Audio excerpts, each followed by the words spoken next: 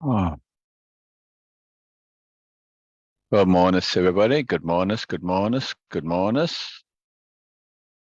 Go away, scammer. I have no read for you today. Let's try and get Grain back in on the action, yeah. Grain is pretty cool. It's AI that, well, it records and then it does a transcript of all the vocal. Here it is. And then the cool part is it does a summary, and that's very valuable. The transcript is a bit rough. I've seen better voice to text, but nonetheless, it's pretty cool. For the summary, it's excellent. Nonetheless, it's pretty cool. I do that summary. I add it afterwards to the top of the listing or to the post because it's so cool. And it breaks it down. It'll tell you. It will tell you exactly at this point in time. It'll give a timestamp and says, okay, Syl and Be or discussed this or made this point or talked about this. You get a nice idea of what's going on. It's pretty accurate. It summarizes it very well. That's a great job. I'll get reading in a minute. We are coming to a most crucial chapter. I have somebody else who I have to admit. Wonderful, wonderful, wonderful. We are about to be greeted by some magic. Here comes the magic. Any moment now. Magic about to come. And here the magic is. Hello. Good magicalness. Good morning. To mornings, Bina. I have no message and I was waiting for you. And Sorry. I thought I sent a message. Did I not? Oh, sorry, Bina. Sorry. Sorry. I thought that you were sleeping. And then I saw some activity on Facebook and I said, 14 minutes ago, this is what is happening. I'm there. You know what happened? I didn't see the little green dot next to your name, so I didn't message you. I didn't think, I should have messaged anyway. So, yeah, very interesting. Very interesting. No, scammer, you cannot call me. Yes. Two of them that I have to report. Hello and welcome everyone. Welcome. Hello. I was, it's a bit confusion. I was waiting and some confusion in the communication happened, but it's okay. And I said, no, something is wrong here. Anyway. Yeah, it's me. It's me. I'm Today's probably Sunday still and half asleep, maybe. no problem. Yeah. No problem. It's good. Sleep patterns do change sometimes according to the moon. Some people get more good sleep when the moon is not really full moon, and some really get good sleep when it is about to become a full moon. So it depends on, it is very personal. Anyway, today we are going to do the Chapter 7, being noble. Yes. Yes. Yeah, being noble. There's a share from Ursula in this, which is a big deal. We'll see soon.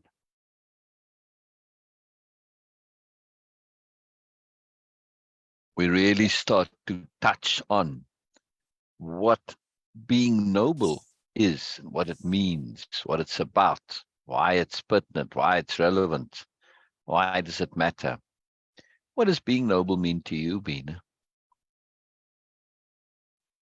Oh, I was not expecting this question. That's why it's a good question. It's a good question. Definitely, it's a good question. I will take time to organize my thoughts about this. Being noble is someone they get past over self-doubts. Oh, no, no, not someone. You.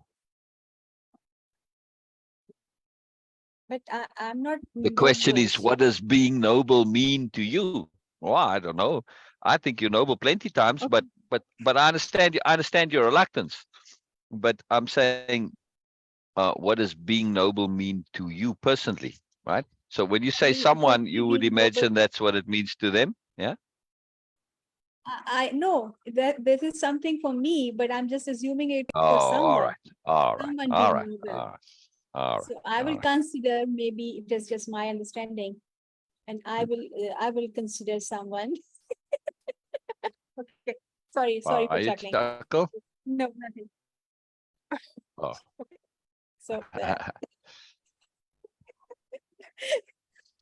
What's happening? Tell me, say. nothing. No, For I me, want to know. Come on, you got not chuckle and not say. You got to say. someone can be Make something up. Make something up if you can't say.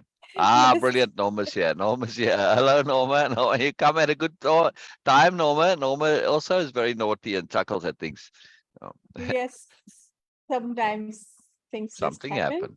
Anyway, Yeah. for me, so I will consider someone being noble when they get over any sort of self doubts, and Mm. they have complete understanding and clarity of their good intent.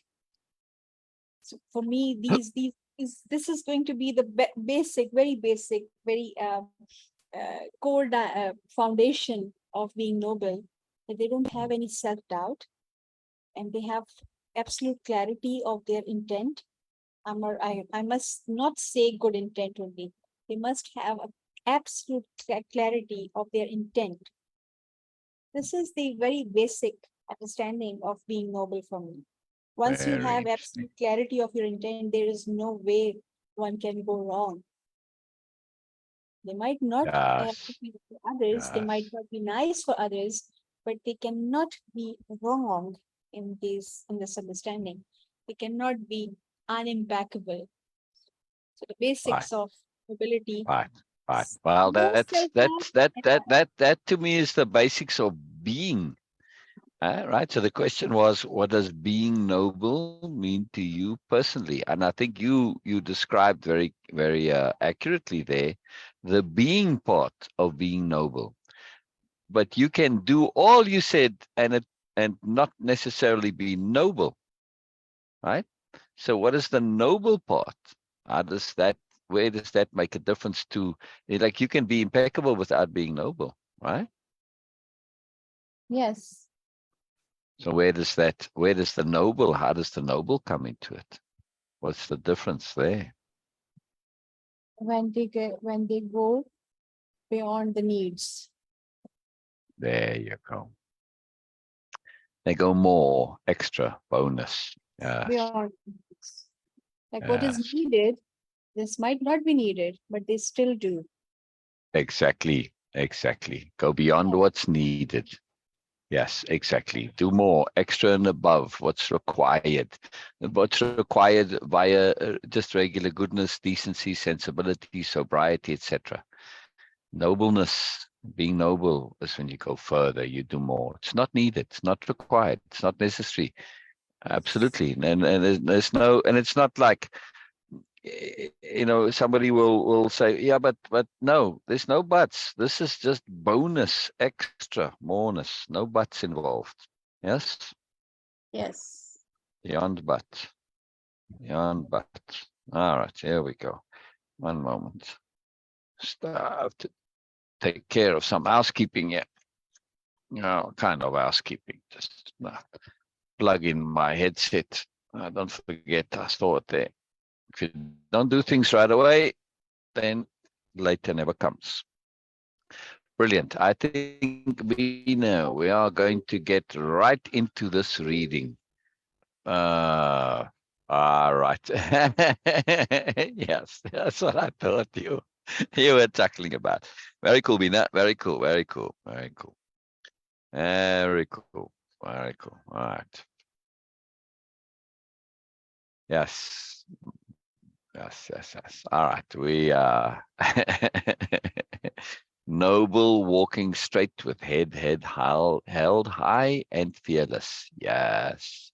When one is engaged in such, I would imagine, and maybe occasionally in my life I touch on this, but this is to live and behave without recrimination, without regret to self. Yes, this is very key. Without recrimination, without regret, and with full responsibility. It's deliberate living, of course, because nobility is an act of deliberation. Yes, Bina? Yes. But we'll come back to discussing it more. Let's read some and see what comes. Yes, yes, Yes. Bina. Yes. Yes. I'm so pleased you here. I'm so pleased you here. What a joy! What a joy, Norma. I'm pleased you here, Norma. Yes, this is a Well, powerful comment there, Norma. Powerful yes. what you say. Very important. But it's not. This is not proud. Yes, which is a different thing. Proud can sometimes overlap with arrogant. No, being noble is yes, you walk with your head held high because you're impeccable, not because you're proud or superior. No, this is just simply because you are at peace with yourself. Yeah, right, Bina? Yes. Yeah, yeah. You're doing what I you wanna share feel and something know with is you, right. Oh, please do, please because do. it's not connected to nobility, of course, at all. But there Mm. it is connected to nobilia, at least for me. Oh, let's hear, let's hear, It's not let's about, hear. it's nothing about nobility or being noble or nobleness, but Mm. it is connected to nobilia culture.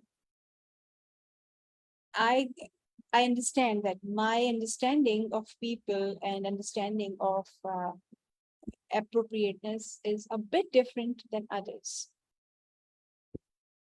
Because for me, when I'm saying something, this is what I'm doing.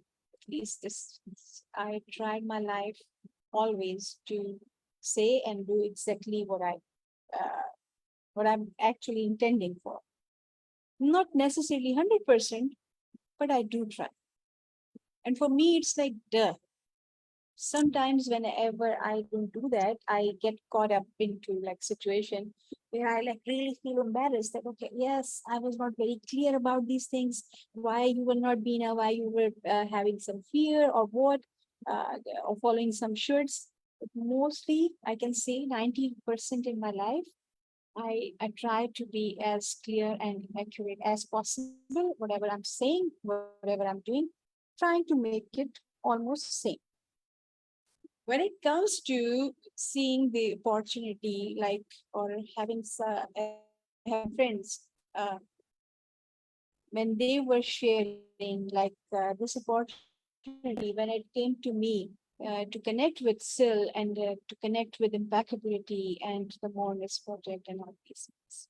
When Syl invites me and he says yes, he opens the door, and I said, okay. For me, there was no single doubt even that whatever he is saying Yes. and whatever he might mean would be different. So I just accepted. This might be Yes. a bit awkward as per social norms that someone just give you this opportunity and you just like, okay, you take it. But every single time when I'm coming here, Syl just welcome me every single time with open heart, with open gestures and everything.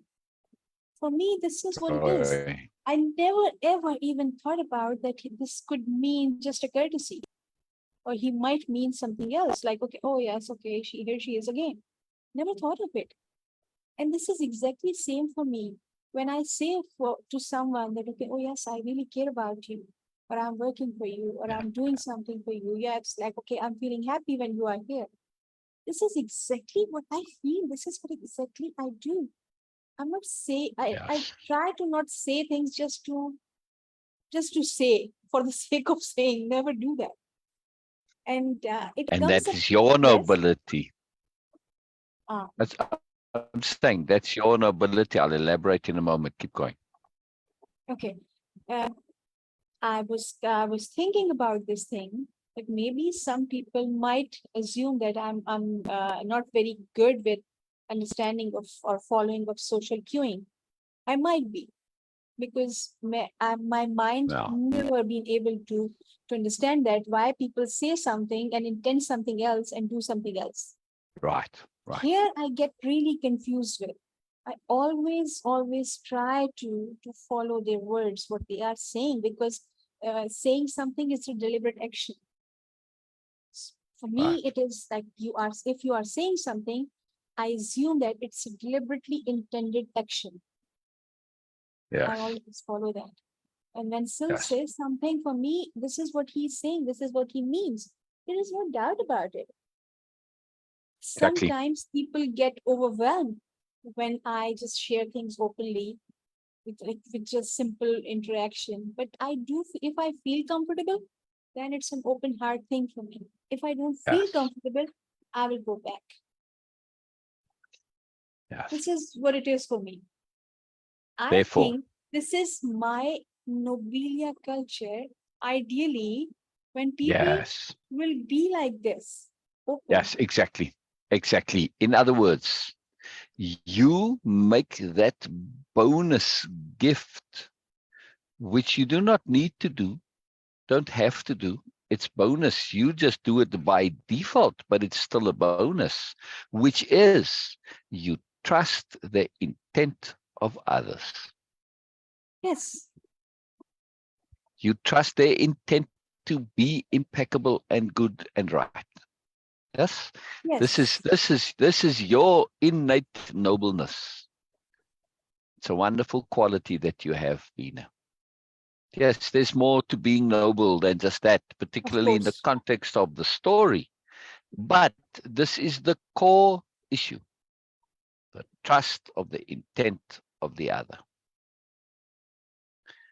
Trust that their intent is impeccable.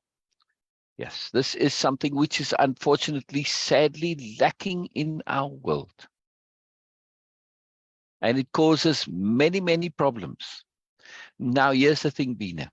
It's not only that you have this quality innately, but you do something else, which is implied there or What? consequential. When you trust that in my case, just because I know my case, but you do it with others too. But let's just use me in my case now. Right? When you trust that what I'm saying Yes, is, well, I mean it like duh.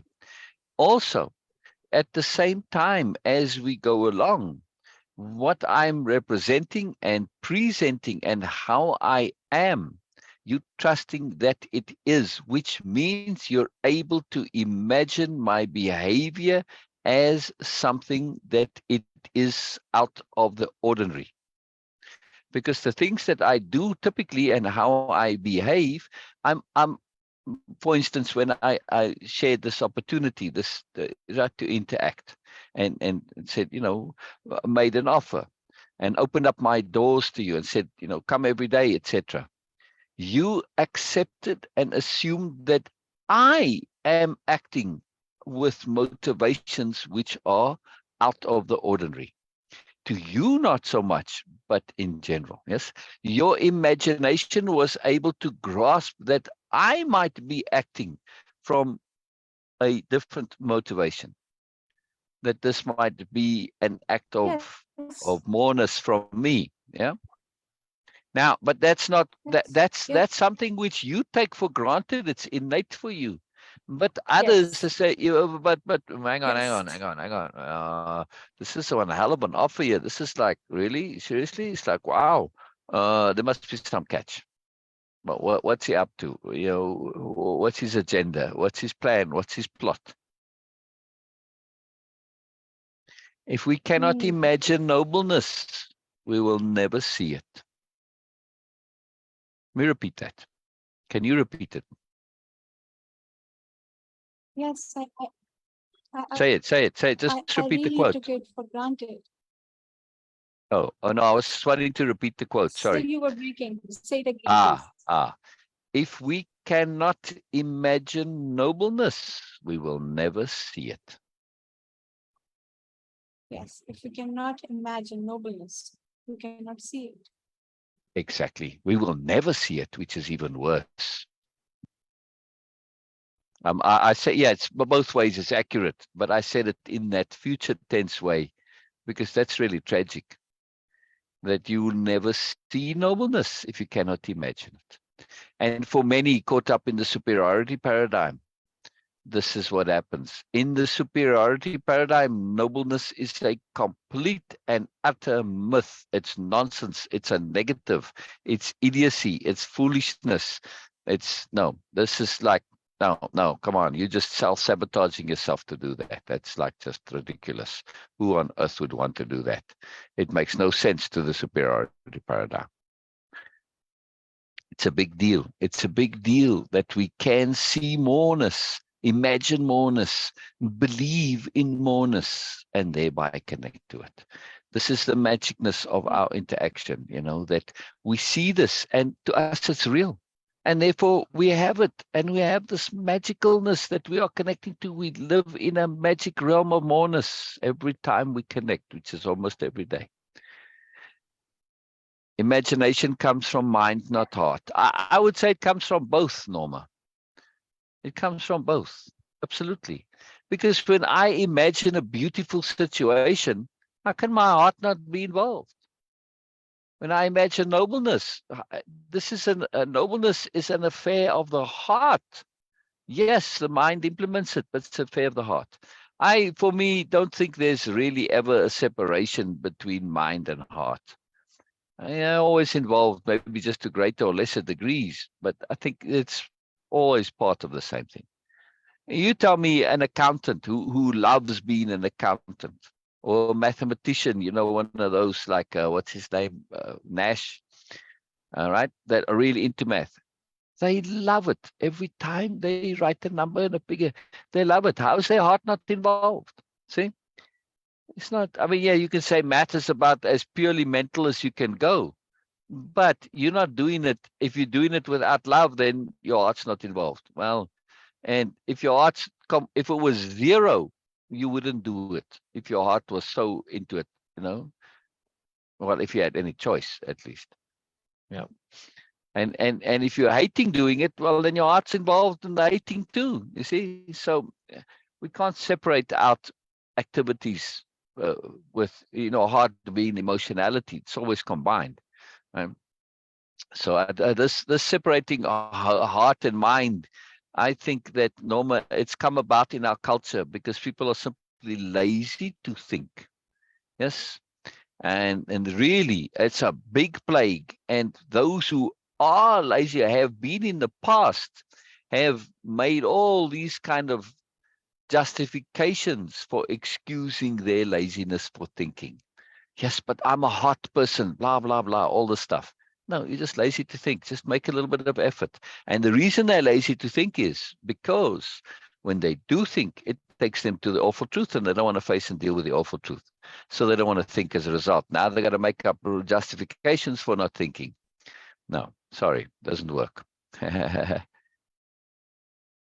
No, you're not anything with a label. Exactly. You're a free sentient being that has choice. Exactly. Yeah. To say you're a heart or a mind or whatever, I don't know. Yeah. I don't know what you mean exactly by a label, but yeah, no, you're not a label. Labels are like self-descriptions, like to say, I'm a mom, I'm a this, I'm a that. We try and avoid, or if you are going to label yourself, put a label of something like other on it, adventurer, spirit warrior, power learner, moreness pursuer, right? Those are open-ended. They can grow, they can shift, they can change, and they're exciting. They give us momentum. They give us freedom to be. Like if you walk into a meeting as an adventurer, or you walk into a meeting as an employee, two different things. Yeah, or as a spirit warrior. As a spirit warrior, you have license to do So all sorts of things that you might not have to do, might not have license to do as your usual self. Therefore, we wish to absolutely avoid labels. Yes? Yeah, no labels, Norma, no labels, other than labels which are open-ended, like wonderful. To me, you are just magical.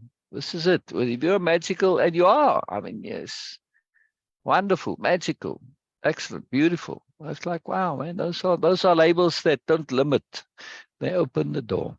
They open the door to more. And we like opening the door to more. Yes, right, Bina? Any comments? Unless I missed your comment, Norma, elaborate a bit more if I did miss there. Yes. All This right. this heart and mind concept, I like your understanding of this, that you cannot just separate it. It's all connected also. So how can we separate it? And am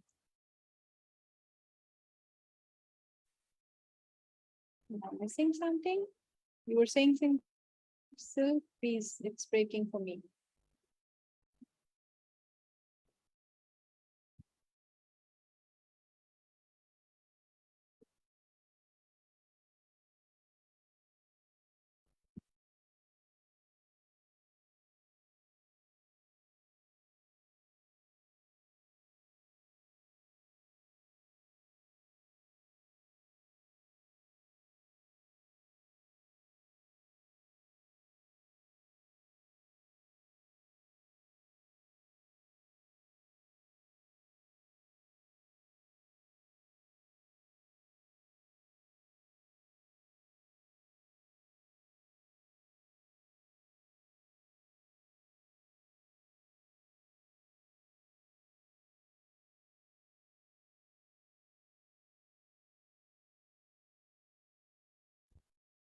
Phil's internet connection is not very smooth, but he will come back and will join us.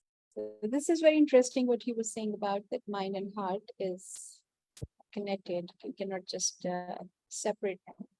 First, they both exist in our body, like every other organ. They both are connected. And also some latest research, which I'm not sure that it is authentic or not, but people are progressing. And even in some ancient scriptures also, they mention heart. I have read in Quran, uh, and in some other also Vedic understanding of heart is that they say about, they address heart, not mind. So it's not about negating anything about mind, but heart is also involved into, maybe, who knows, that it is just by regulating your blood circulation. It it also regulates your hormones. It also regulates your nerves and all other things.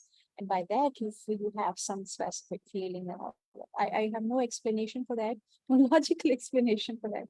But this is something I personally feel without having any logical reason. I feel that that heart is involved into this.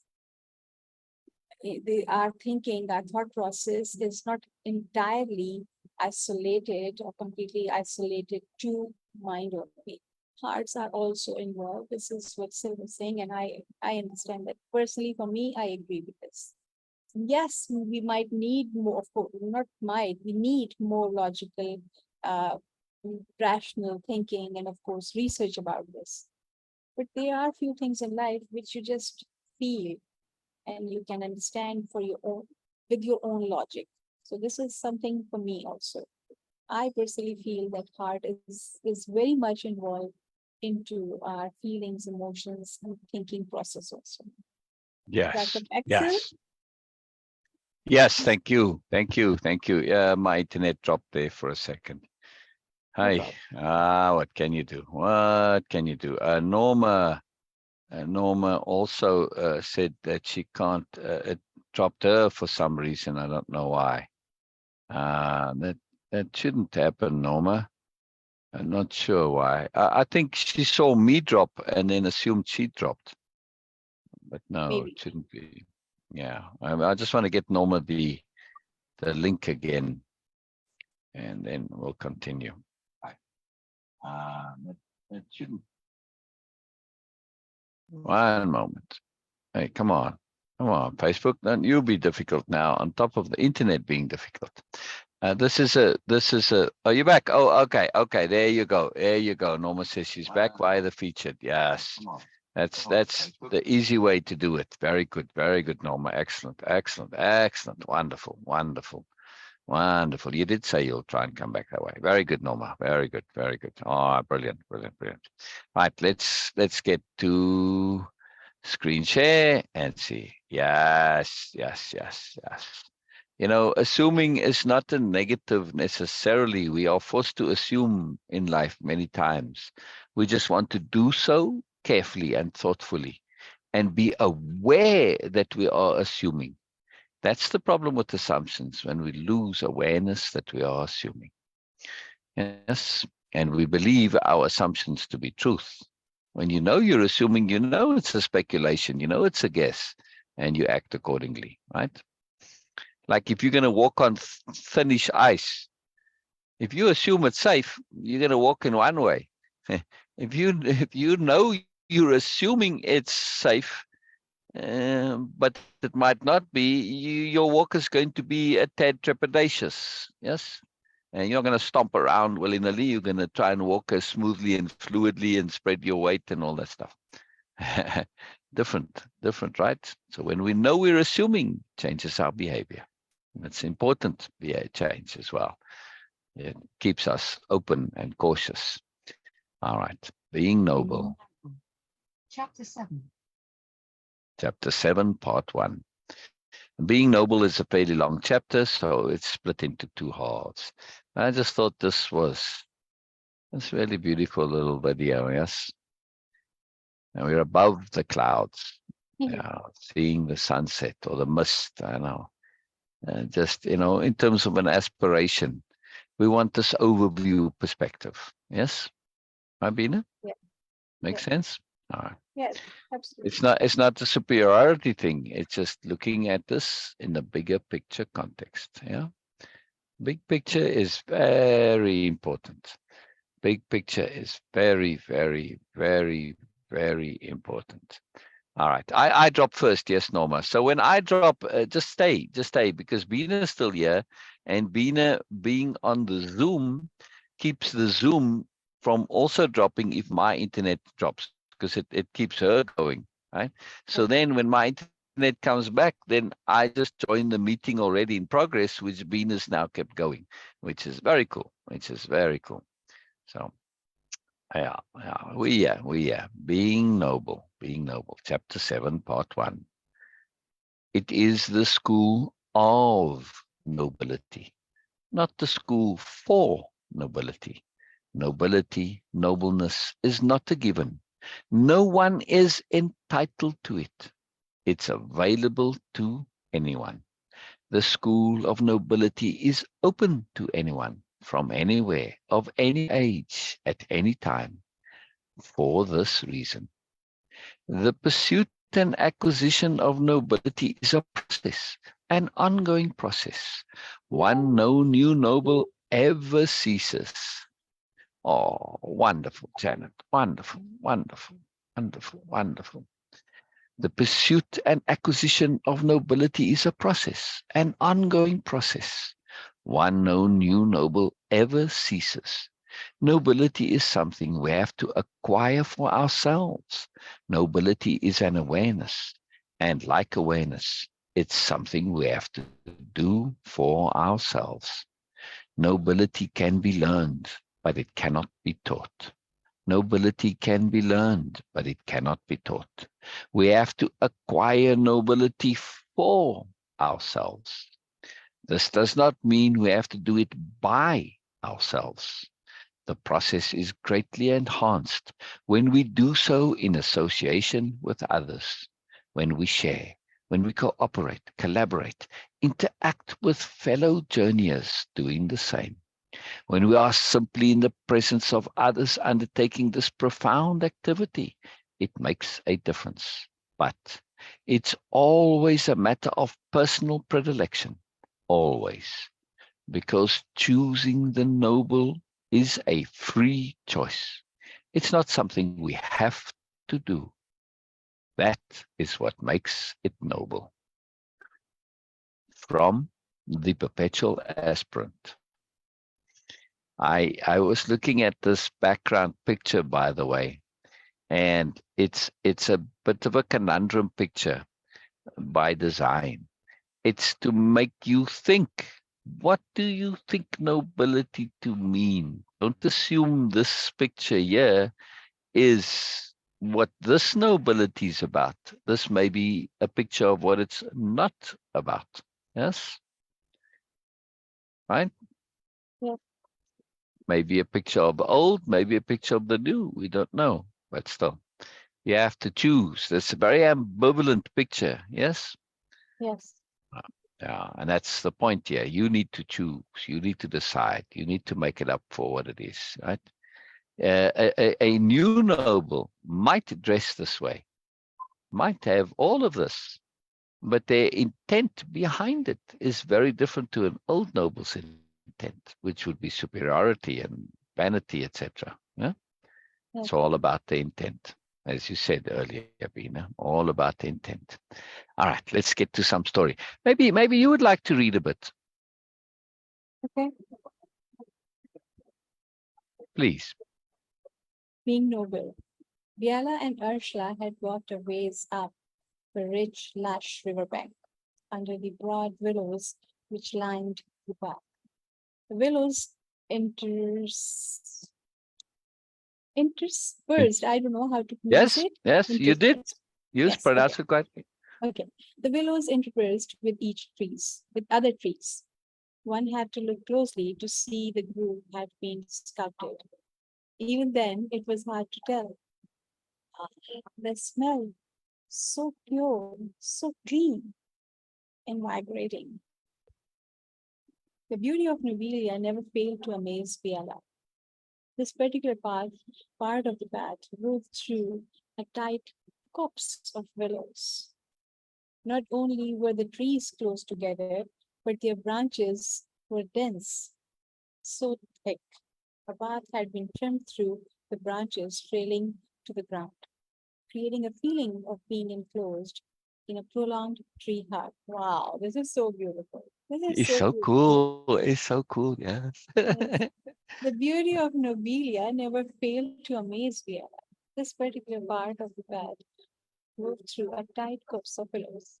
Not only were the trees close together, but their branches were dense, so thick a path had been trimmed through, the branches trailing to the ground, creating a feeling of being enclosed in a prolonged tree hug. Biella smiled at that every time she walked through a glorious cathedral of nature. She felt the reverence swell in her. Makes me feel like an oasis, she whispered to Ursula, who nodded her agreement, not daring to speak and break the spell of that magical mood. So beautiful. Yes. Makes me feel like a novice. This is the key to understanding not only Biella, but the new nobility. That where they're walking through has obviously deliberately been set up that way, yes? And it's to connect to that reverence, a glorious cathedral of nature. For the new nobility, nature is a cathedral, yes? And I have a profound reverence in the non-religious order. Away. Very profound, very profound. And Ursula, she gets it. She just nods her agreement, not daring to speak and break the spell of that magical mood. We'll alternate slides. They continued up to an open section of the riverbank with no trees, just a thick, rich moss grass that was like walking on a natural grass sponge. Biella kicked off her shoes, Ursula following her lead. Very therapeutic, was all she says, sighing with joy and pleasure as the sensation of sinking into the moss grass took hold of her. They stood a while, relishing the sensation. But Ursula had something on her mind, and it was interfering. He's starting to have a hard time of it all, Ursula said, referring to Camillus. One fantastic and unexpected side effect of so thoroughly switching my life stance from knowing to learning and discovering is that it shifted me to a place of observation and attention. I don't know what I am to pay attention to specifically, so I am paying attention to everything. My delight at being here, at being in your presence, leads me to want to absorb, just take it all in. The desire to absorb, to ingest, has a side effect of alerting me in ways I had not ever expected or anticipated. It's as if my senses were confined before. Not confined, filtered.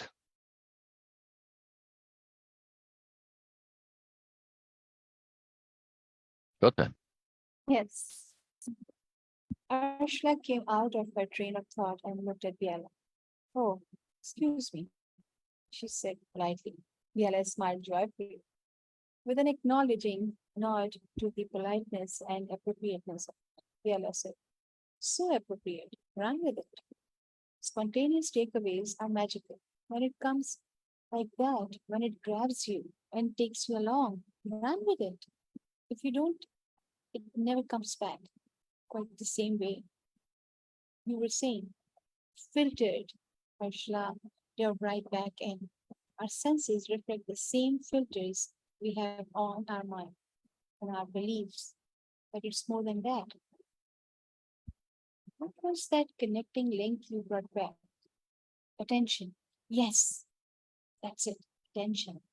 But from the other side, attention fostered by preoccupation is limiting, not open. Repeat the last, please.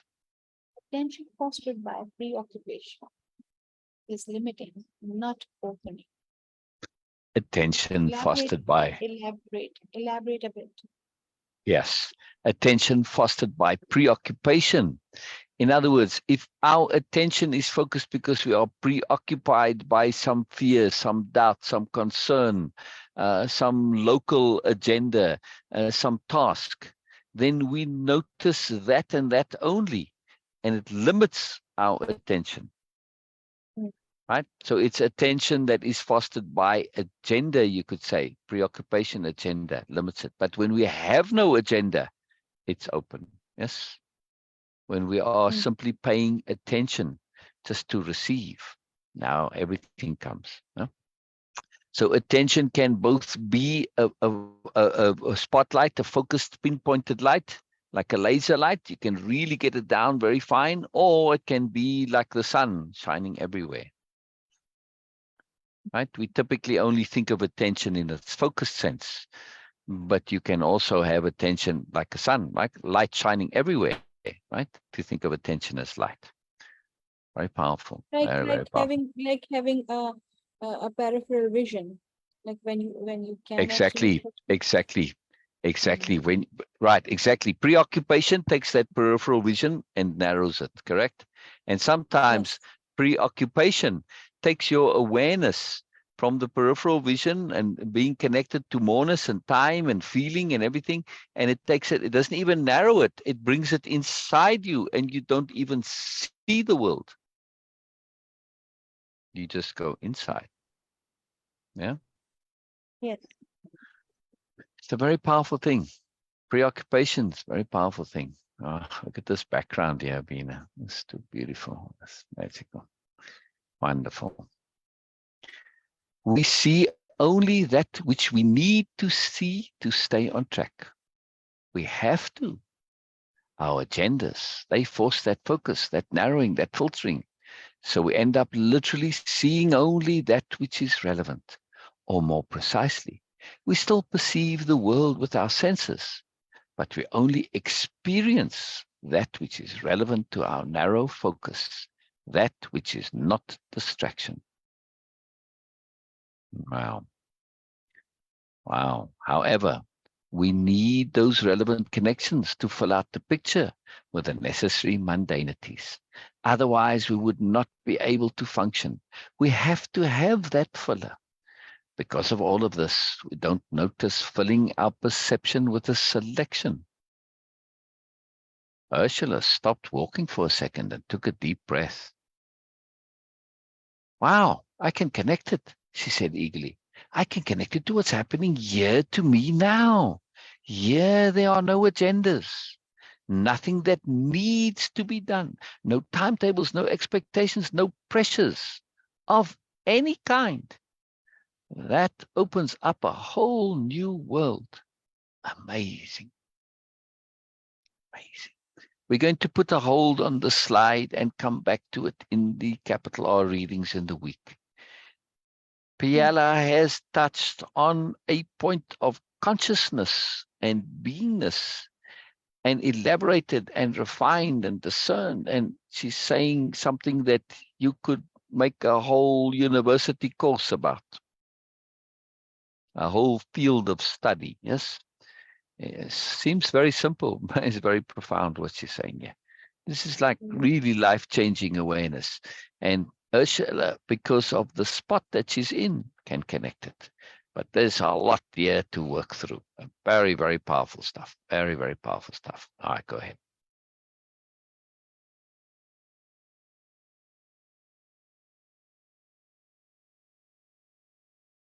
I feel, I absorb, I see, I hear. Not just sounds, but innuendo, inference, implication. I had that before. I taught myself to look for those, but it was more like digging it out, as I was always doing so in a specific context with my agendas. I was looking for certain things only. I didn't think so at that time, but I realize now I was inadvertently doing so based on my focus. What a distortion. I miss so much. Take camellias, she broke off. Oh, maybe not.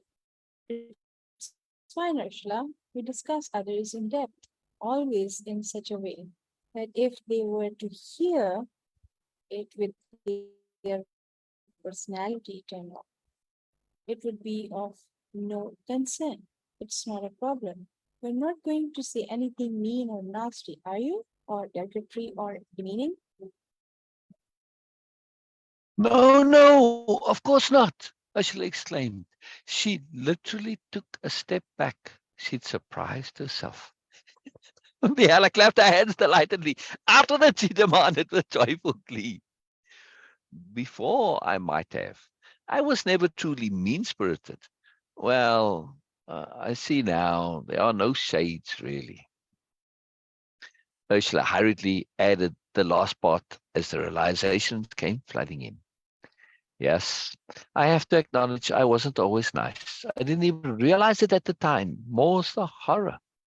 But the big deal for me right now was the realization and certain knowledge. When you asked me about being mean and nasty or derogatory or demeaning, that's no longer an option for me. Not only because it would be so inappropriate here, but because I've changed.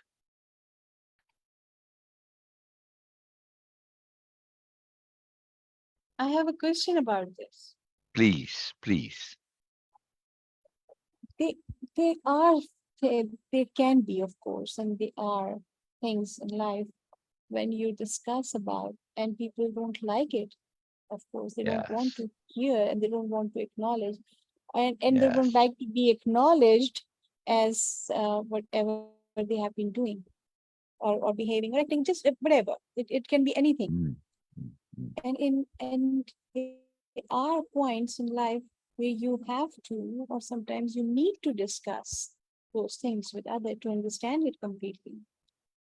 I can Mm. say it, of course, when they are here also, but they might not like it.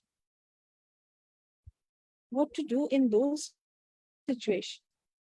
Share honestly. That's all you can do. Share honestly with sobriety and with a very clear intent that this is not mean, not nasty, not derogatory, not demeaning. It is simply being honest and sober. The clarity of intent in such situations is excruciatingly important. Why? Because if you leave this vague, there's going to be an assumption that you are looking to be mean, nasty, superior, blah, blah, because that's the default of the superiority paradigm. When we share something unpleasant, we're doing it for a reason to push others down and boost ourselves by contrast. However, when you make it clear, you are simply being honest and sober. Now you set a different intent and you're making it clear this is your intent. Now you're saying, I'm sharing because I'm being honest. If you choose to take it up in the wrong way, that's on you, not on me. I'm sharing the truth. If it happens to be awful, so be it. But my honesty compels me to share this truth. There's a good reason for it because we need to know this, etc. There's always a good reason for honesty. And it's very clear to be, it's very important to be absolutely clear in those situations so that your intent is not assumed. You have to be proactive with your intent in circumstances like that. Does it make sense, Bina? Yes, it does make complete sense. Yeah. I'm not a child, of course. I'm a mature Right. person, but sometimes Right. I feel Yes. when I have something and Yes. when I share with you, I feel like I'm a child in front of you because I just come and I said, okay, this is what these people were doing or saying or Yeah. acting like. And you say, but they might have a different intent about it, or maybe this is something. And in my Yes. understanding, again, it is like, of course, when something happened, Yes. your emotions get like really heightened and all those things, and of course, your Yes. perspective gets a bit limited. This is Yes. something I have observed very keenly. Whenever our emotions get really intense or high, our ability to have multiple perspectives get more and more less. It is They directly get proportional. restricted. Correct. Correct. Yes, yes. Yes. So, and it happens many times with me. When something Yes. happened, and I know according to my understanding, according to my ability to understand those things, this was not nice, this was not good, this was not appropriate also. And I do share openly about this, but this is what is happening.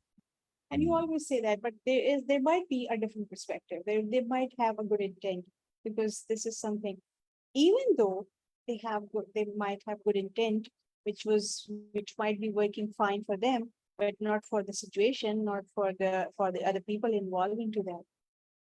And in those timings, I don't fear of saying those things in front of those people. But I also realize that this is not a good idea to say things when your emotions are really high. Yes. It's I not a good idea to say things when your emotions are really high. That's a great quote from Bina. It's not a good idea to say things when your emotions are really high. even I, though I, I want to even repeat that one more time. It's not a good yeah, idea to say things when your emotions are really high. Please, this is a huge point. Now, yes. I love that, Bina. So And it's something I really it's try to do. Yes. Yeah. it's not a dishonesty in my according to my No, no, understanding, no. but I try to avoid in those moments. I try to avoid discussing things, And that's and power pause. That's yes, power pause. When you say, shut your mouth, darling. yes. Because your emotions are high, which means you have Yes, one perspective only, the perspective of that exactly. emotion. And you are now not seeing the whole picture. You are by default coming at a small part of it. And because it's a small part, it's going to be inaccurate. So whatever you're saying when your emotions are high is going to be inaccurate, pretty much. Yeah. It's going to miss the bigger Yes, picture yes, because you've got that narrow focus. yes, So therefore, don't say it. Don't say it. Yes. I mean, yes. maybe when you have high positive emotions, like maybe you just, wonderfully excited or in love, all right, that would be different.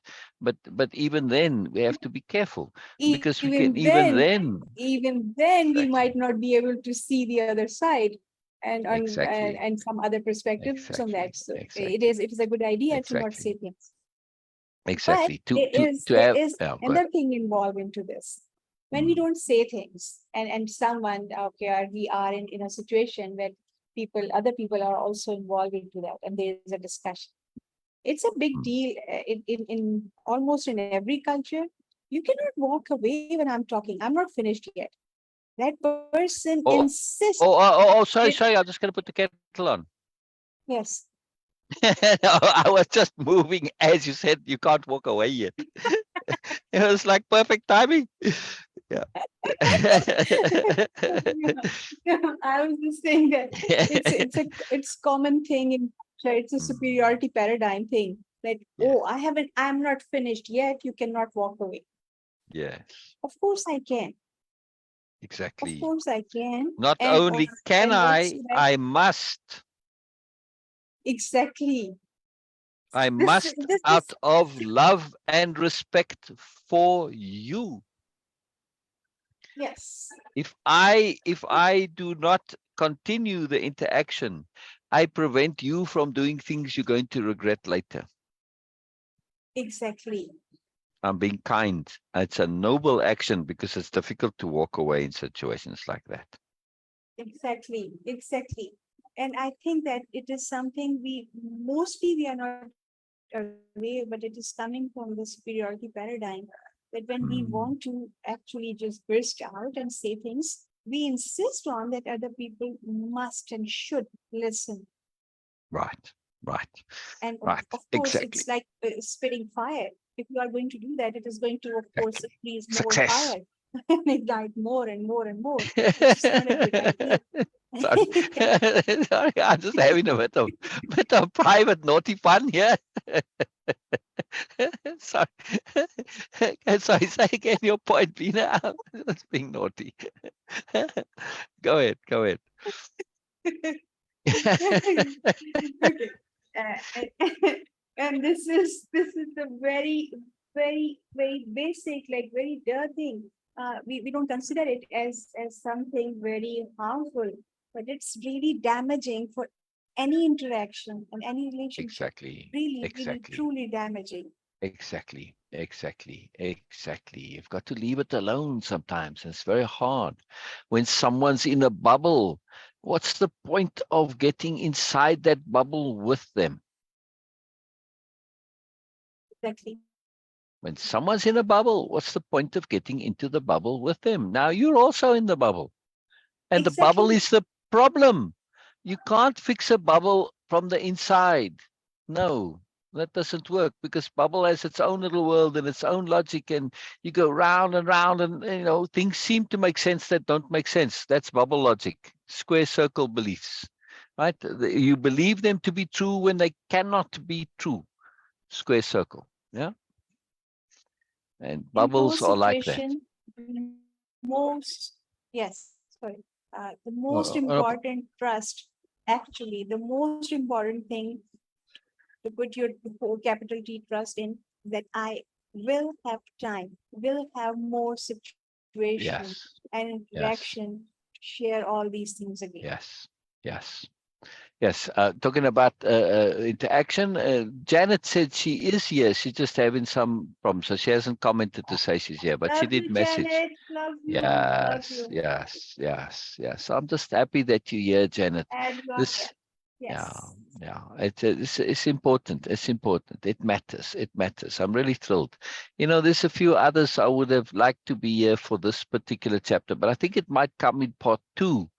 The Ursula share, where she talks about being noble, and there's some more coming. But maybe it's here. I don't remember where. But like Janelle, I think it would have been very key, and Cheryl, for them to be here for this. And Lisa, it's sure. uh, And sure. and sure. And sure, yeah, sure. Said she's been very, very busy lately. So I would Okay. imagine Okay. that's why she can't be here. Okay. All Okay. right. We just trust. We just trust. We're going to go over it through the week. We'll see them through the week. So it's all good. It's all good. Yes. That's Yes. why I like the redo of this. And, Yes. if somebody is watching it, of course, I never mentioned this before. If you watch the replay of the Sunday and there's a part like this part now that really grabs you, and we're not going over it specifically, like on Monday, we might not get here yet. You're welcome to bring it up and say, I was listening to this part, and then we'll go there. The whole week it's not time sequential. We can go forward, backward, doesn't matter. We share as we like. but because I've changed. This is Ursula, right? She's saying not only she cannot be in any way negative because it's so inappropriate. The whole climate, the whole environment doesn't do it. And likewise, this important point to understand and the reason for these lives, alternative paradigms. In that alternative paradigm of Nobelia, being negative, mean, nasty, derogatory, demeaning, those all have a deliberate negative intent behind them. It is impossible. It doesn't mean that Ursula can't say something which is unpleasant. Of course you can, but the intent is what matters. Yeah, the intent is what matters. And the paradigm of Nobelia does not allow for it, whereas the superiority paradigm not only allows for it, but encourages it and facilitates it.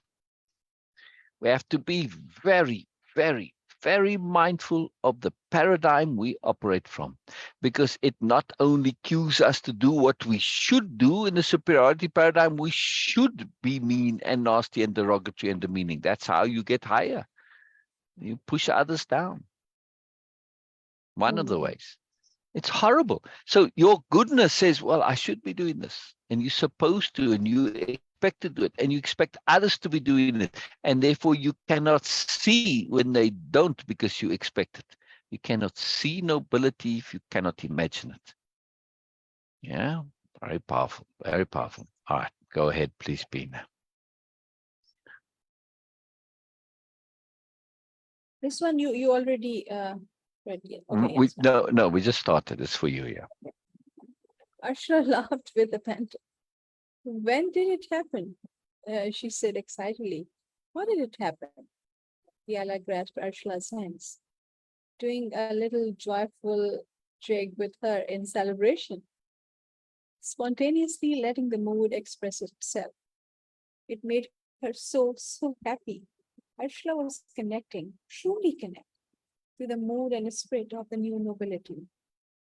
Biella stopped, tightly holding Ursula firmly, with as much intent as she could muster. She asked, "Why did you change? Why did you give up and let go of all your old ways? Why did you fully embrace being an aspirant? Why did you immerse yourself in not knowing? Because I want to be a noble," Ursula said with intensity, the joy of it infusing her. Say it with that intensity that Ursula would have. Why did you immerse yourself in not knowing, Reed? Because I want to be a noble.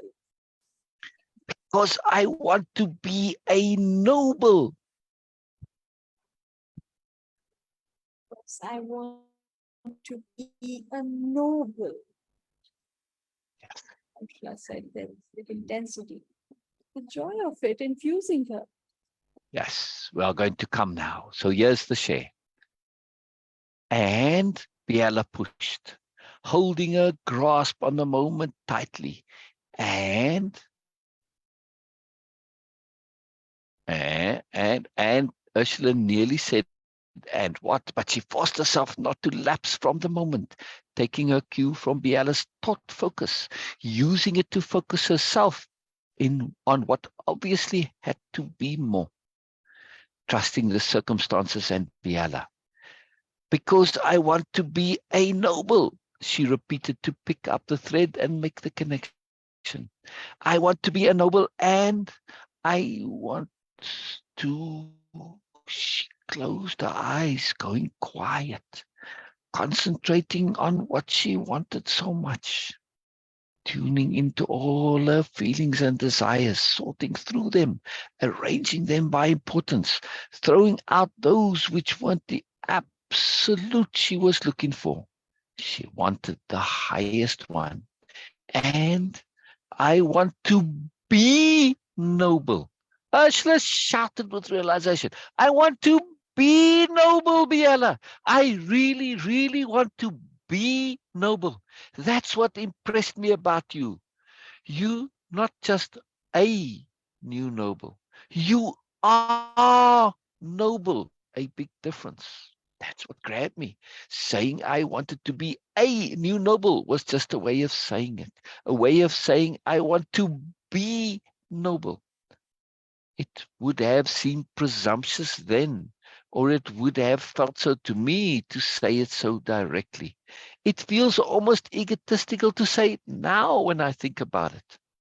A moment ago, I was caught up in the purity of it, but if I think now of saying it in front of others, I'd be reluctant to, for it implies I believe I can be noble. That isn't necessarily so. I hope so, but it's by no means a foregone conclusion. I mean, how can it be? Oh, Ursula, please read me. It is going to take time for me to have this slide. Okay. Oh, Ursula, Biella's heart swelled with love as she hugged Ursula. You have always been a noble, down inside yourself.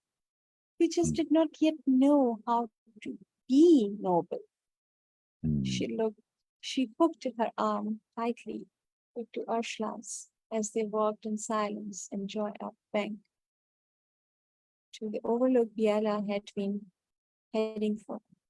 The river breathed along by them, carrying away their unspoken whispers of heart, of intent like seeds, seeds of promise, promising in return to ensure those promises would be fulfilled.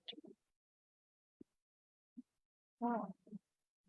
Promising in return to ensure those promises would be fulfilled. Yes, read the little section again, please, Amina. This whole one or Yeah, just the last one? The slide, the whole slide. Oh, Ursula, Biella's heart swelled with love as she hugged Ursula. You have always been a noble down inside yourself. You just did not yet know how to be noble. She hooked her arm tightly into Ursula's as they walked in silence and joy up the bank to the overlook Biella had been heading for. The river breathed along them by them, carrying away their unspoken whispers of intent like seeds, seeds of promise, promising in return to ensure those promises would be fulfilled. Yes. Yes. And this story, obviously, or at least this point here, right? The seeds of promise, it connects Yes. to the seeds of goodness story, right? The ancient one and the solitary tree. But it's just a beautiful thought there that, there by the river, that they have this intent, Ursula's intent, Biella's intent. What beautiful, marvelous intents, like seeds, right? Yes. Seeds produce beauty. Yes. It's something we don't really think about with seeds. Yes. I mean, I don't think there's such a thing as ugly plants. We might not like them because, like, I don't know, stinging nettles or something, but they're not inherently ugly. Okay? Which is magical. So therefore, all seeds produce beauty. In the normal sense of seeds. Yes. It's something to think about, right? Yes. There's no inherent ugly things that grow from seeds. Not that I can think of anyway.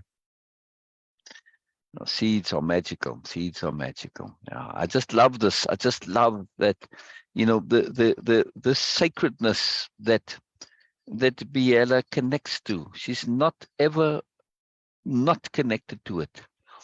And because she's connected to it, she makes this effort to bring it into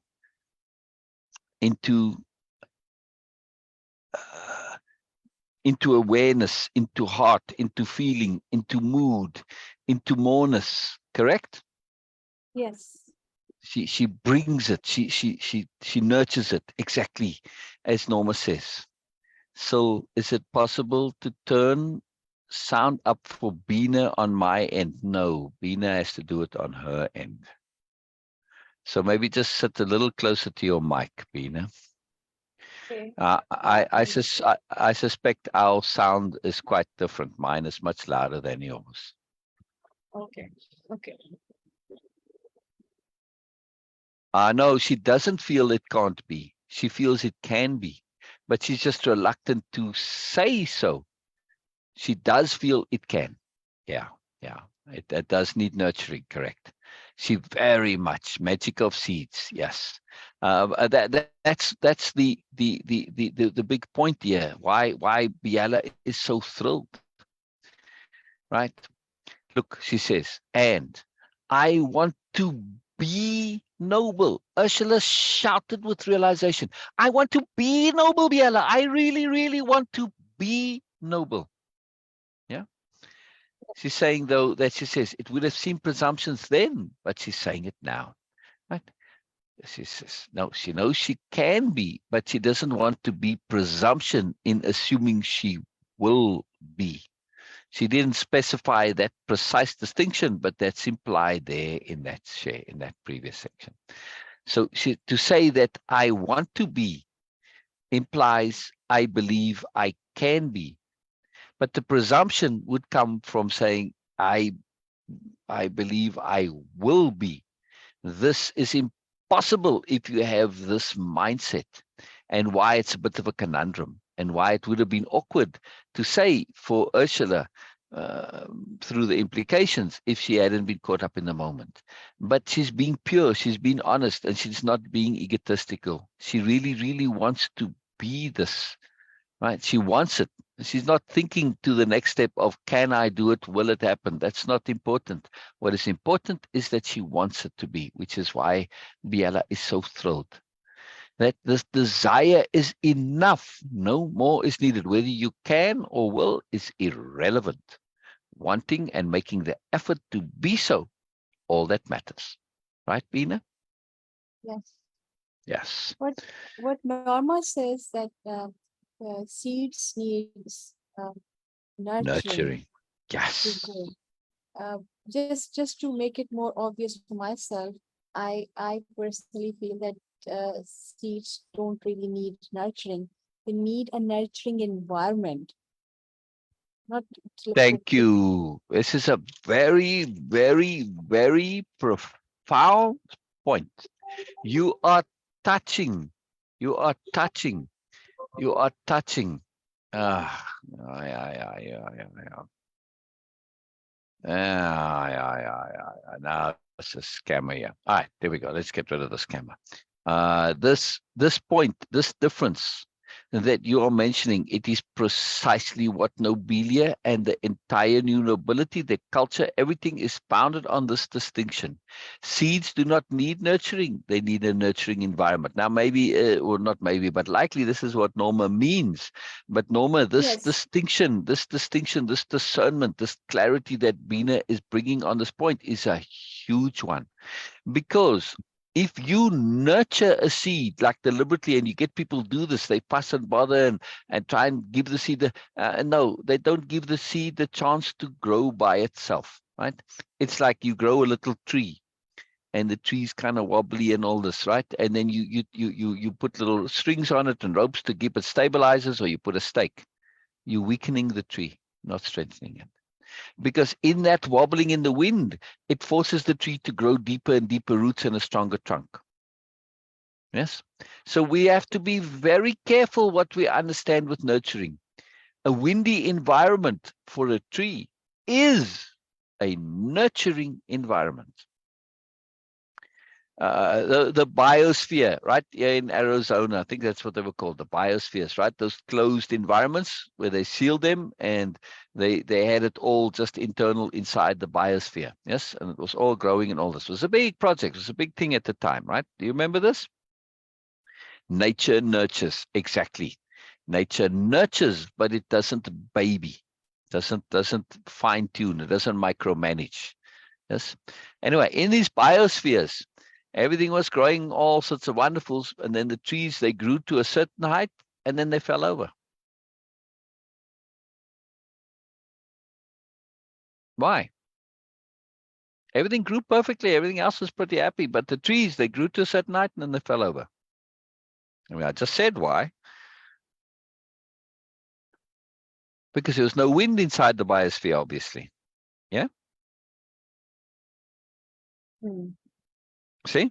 Yes. So what I'm saying is, if you nurture the way most people think of nurturing, in other words, to baby things, to micromanage, you do them harm, not good.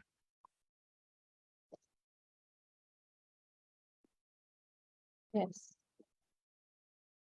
The trees need that wind to shake them around. Very powerful understanding the difference between nurturing a seed and creating a nurturing environment for a seed. Two different things. Yeah. Two different things. Same with our children. To nurture them directly is to micromanage them. To create a nurturing environment is to be a wonderful parent.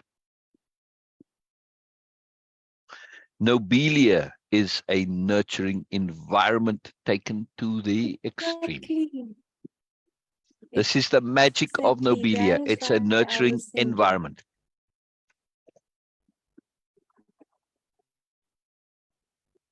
Very powerful.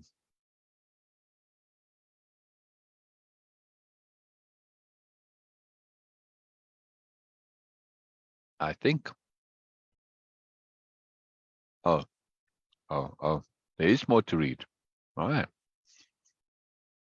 We'll skip the tasks and exercises. Surety is a fine mirage. Fine Noble from Finesse by Fine Noble.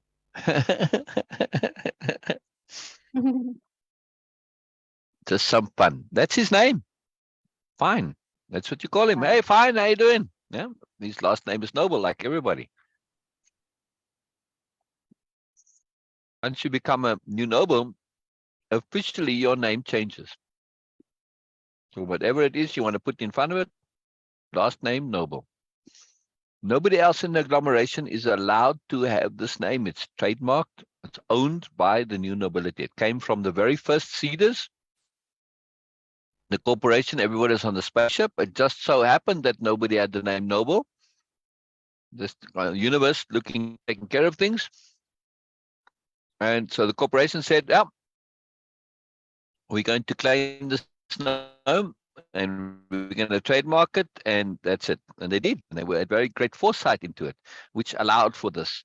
So the only ones that are called noble, if your last name is Noble, you are a new noble, and you are part of the new nobility culture, and an employee and a shareholder of the Nobility Corporation.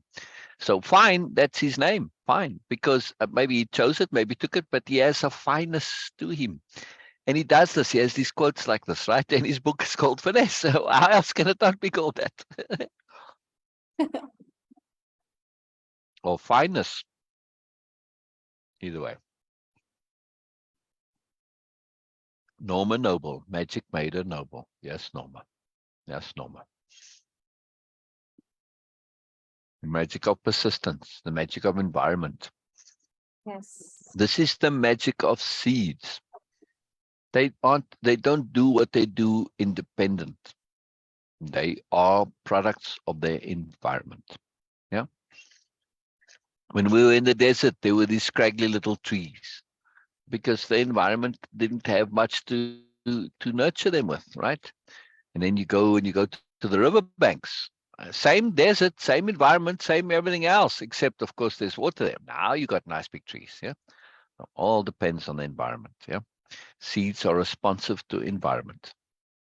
It's a very powerful thing to understand. All right, please, will you read, Bina? It is uploading for me. Ah, It takes a bit time. Yes. yeah, that's all good. And Can you also that if they are not very clear. That's why sometimes I do read different words. Must I make it a bit bigger? No, it's not about making it bigger because it's not uploading completely because of low internet bandwidth. That's why it's a problem. So they are not very clear because of that. But it's fine now. By a trick of the wind, or his own intuition. Cornelius wasn't sure. He heard some of Biella and Ursula's conversation. Ah, by the trick of the wind or his own intuition, Cornelius wasn't sure. He heard some of Biella and Ursula's conversation, almost retching at the thought of believing you could be noble. Could anything be less noble than believing oneself to be noble? He wondered. Yes, that is indeed the dilemma. He thought he heard Biella say, but to believe one can be noble, that is noble in itself, is it not? Surely we all can be. It's the essential stance of the new nobility. They insist on choosing to believe the possibility is inherent in everyone. It's paradoxical for sure, Cornelius replied out loud. If he was going to hear it, he was going to reply to it. It seems to me not that anyone asked, but still that you cannot be noble if you know yourself to be noble, just as you cannot be innocent if you know yourself to be so. Wow, wow. Why do you say wow? I know we're going to pause to stop. It doesn't matter. We're doing our thing here now. Why do you say wow, Yerbina? I never ever thought that this thing that okay, if someone is saying, thinking or saying about themselves that innocence, that they are not innocent.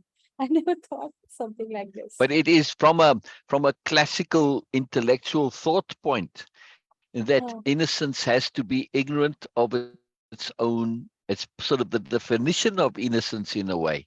It's flawed, of course, but this oh, is the belief. And what he's expressing, this goes all the way back to the Greeks. yeah, but it does make sense.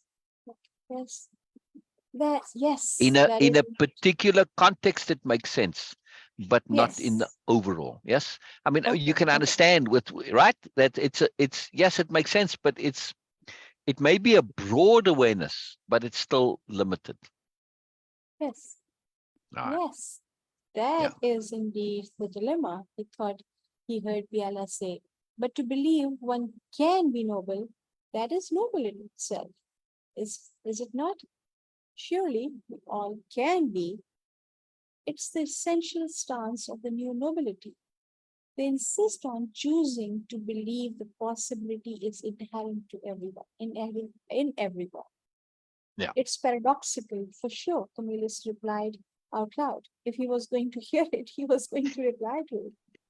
But it seems to me, not that anyone asked, but still, that you cannot be noble if you know yourself to be noble, just as you Mm. cannot be innocent if you know yourself to be so. Because such knowledge in entails its opposite. I think that the truly noble are those who have thoroughly seen and understood their capacity to be To be ignoble. yes, to What be is ignoble. Yeah, yeah. okay? To be ignoble. What it means? Ignoble is like the opposite of noble. To be when you're being, I wanna mean read and this again. nasty, Okay, derogatory. Right. Yeah. okay. I was not understanding the word, so I want to read it again. Yeah. Yeah. Because such knowledge entails its opposite. I think that the truly noble are those who have thoroughly seen and understood their capacity to be ignoble. Oh, Now, this is really profound here. In Cornelius's awareness, in this slide, Cornelius goes from a particular perspective. Biella shares and brings up, I never really thought of that. He might not have thought this directly, but it adds an element that wasn't part of his awareness before. And then he shifts right there and then. He updates and shifts when he says it's paradoxical for sure. Right? Then, but it seems to me, not that anyone asked, but still, right? But he's saying, he goes on to say that in order to be noble, you have to understand your capacity to be ignoble. To be more, you have to understand your capacity to be less. And this is very, very powerful, because the new nobility make this glorious effort, and they are experts at the superiority paradigm. In other words, the ignoble. Yes. Now, you can, yes, what Camellia says here is true, but it's not always true, right? And just because it's true, we have to be very careful of assuming it makes it always true. There are times, right, when we can be noble without understanding our capacity to be ignoble. And this is what Bina was saying earlier, when sometimes she's sharing things that are awkward, unpleasant, make people unhappy. How do you do that, right? Yeah. You not wanting to be ignoble, you don't know that you can be, because you don't, this is not part of who you are. It just happens to be that way. However, for Camillus, he can say, well, by not deliberately being mean and nasty and derogatory and demeaning, oh, I'm choosing a different path. And he's saying in this, there's a nobility, and he's correct. Yes. But he implies that this is always the case, and it's not. So it's a very fine distinction of sophistication here that I'm now bringing in. And I don't know if Biella is going to or not, but saying this is certainly helpful to be aware of your capacity to be ignoble, should you have such a capacity. If not, if you had not yet gotten into that space in the world, like in Venus' case, her environment never has this. It has this. Doesn't mean you don't have the capacity, but it's not an activated capacity. However, and this is what I was referring to earlier, Bina, you need to be aware of this capacity in others. And the new nobility are experts at creating a nurturing environment in which the ignoble cannot thrive and grow. Yes. Yes. And where the noble does, like any good gardener. Yes, you nurture in such a way that your flowers grow and the weeds don't, or the ones you don't want to, right? You create this appropriate environment. Yes. That's a very important point, that you got to be this, and the weeding is done via attention and cueing. Yes. Yes. Yes. Because look, the weeds and the flowers, they both thrive from the same water, the same sunlight, the same nutrients in the soil, right? The difference in the garden is that they pull the weeds and they leave the flowers. We need to do this with our attention. Yes. So we can say, wow, you know what? I'm going to put a spotlight on my flowers that only goes to the light only goes to the flower. The weed right next door to it doesn't get it. That's very hard to do with actual light. It is technically possible, right? I mean, you could put a sleeve over the flower, like a black sleeve, and it's light inside, and the weeds around it won't get any. It is possible to do, right? And sometimes this is even actually done with bigger plants, right? However, we can do this with attention really easily. Yes, you starve the weeds, you feed the flowers. Attention and cueing. It's very important. But, Bina, how do you know what is a weed and isn't if you're ignorant of the superiority paradigm, if you're ignorant of the ignoble? Yes. So Camillus is saying within yourself, to act against your capacity to be ignoble is noble. Yes, and he's quite correct there. But he sort of implies that this is so for everyone, because Camillus makes this very profound, flawed assumption that how he sees the world and people typically in his world is always so. Typical does not mean always. The new nobility are precisely that exception, and this is what throws Camillus out, because he cannot imagine such an exception. He's starting to, but he's struggling with it. The implications of this, he sees it obviously, right? but it conflicts with the way in which he saw the world before, right? That's why he's having worldview collapse, because he really thought he knew the world worked this way. Now he's getting all this evidence. No. So his world has to collapse. He's not adjusting and shifting like Ursula does to expand and enlarge and broaden his world. Yes. Are you missing on vegetables? Yes. What do you mean by different path? I mean, everybody is like a tree, right? When you go to a forest, you would think the general environment and the nutrients in the soil are the same, in the water and the sun is more or less the same, right? Because the trees are all more or less the same. But they are not the same. There are no two trees which are alike. They are all different. Yes. When you start to look at a tree from the outside, they all look the same to me. If you go into, it's like, a farmer with his flock of sheep or his flock of horses or whatever, right? If there's a regular flock, like a dairy farmer, they'll know each and every single cow. Likely they'll have a name, and, they're different. They may look the same to you, but they're all different, right? So this is the same with different path being Norma, that we may be in the same environment, but we're going to be different. Why? Because we have individualities, we have choices, we have expressions, we have predilections. Who knows, right? We just end up different. So our path is what is true to us as individuals. Yes. And that path, we end up in the same place. We end up being trees. But how we tree is our personal choice. Yes. It comes from that, right? Do they have weeds? Yes, they do. Absolutely. We can do that in our own self. Yes, exactly. Are you missing on vegetables? Well, maybe a little bit intentionally. I'm not a great fan of vegetables, but in my garden, I will grow them because I know Bina enjoys lentils. Oh, yes. Yes. Lentils See? and some vegetables also. Yes. And now, and I think Norma likes things like cabbage and cauliflower and stuff like that. Right. So Oh, then I grow must be. them. I Huh? grow them. Then must I be. grow them. Oh yeah, exactly. So I grow them. I grow them. Yes. All right. Wonderful. Wonderful. And this is a very big point that Camillus makes. And in the week, though, I'll share some of the backstory about this. And this is a big point, as we're going to see. It touches Camillus very strongly. Look what he says here. By a trick of the window's own intuition, Camillus wasn't sure. He heard some of Biella and Ursula's conversation. Their conversation was about Ursula saying, I want to be noble. He heard some of Biella and Ursula's conversation, almost retching. Retching is another word for vomiting. Yes? Almost vomiting, almost retching at the thought of believing you could be noble.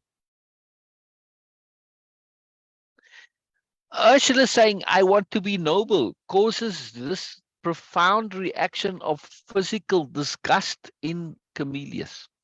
To him, this is the most ignoble, or nothing could be less noble than believing yourself to be noble. This is how he was brought up, and so was I. The idea of thinking yourself to be noble is abhorrent. Abhorrent.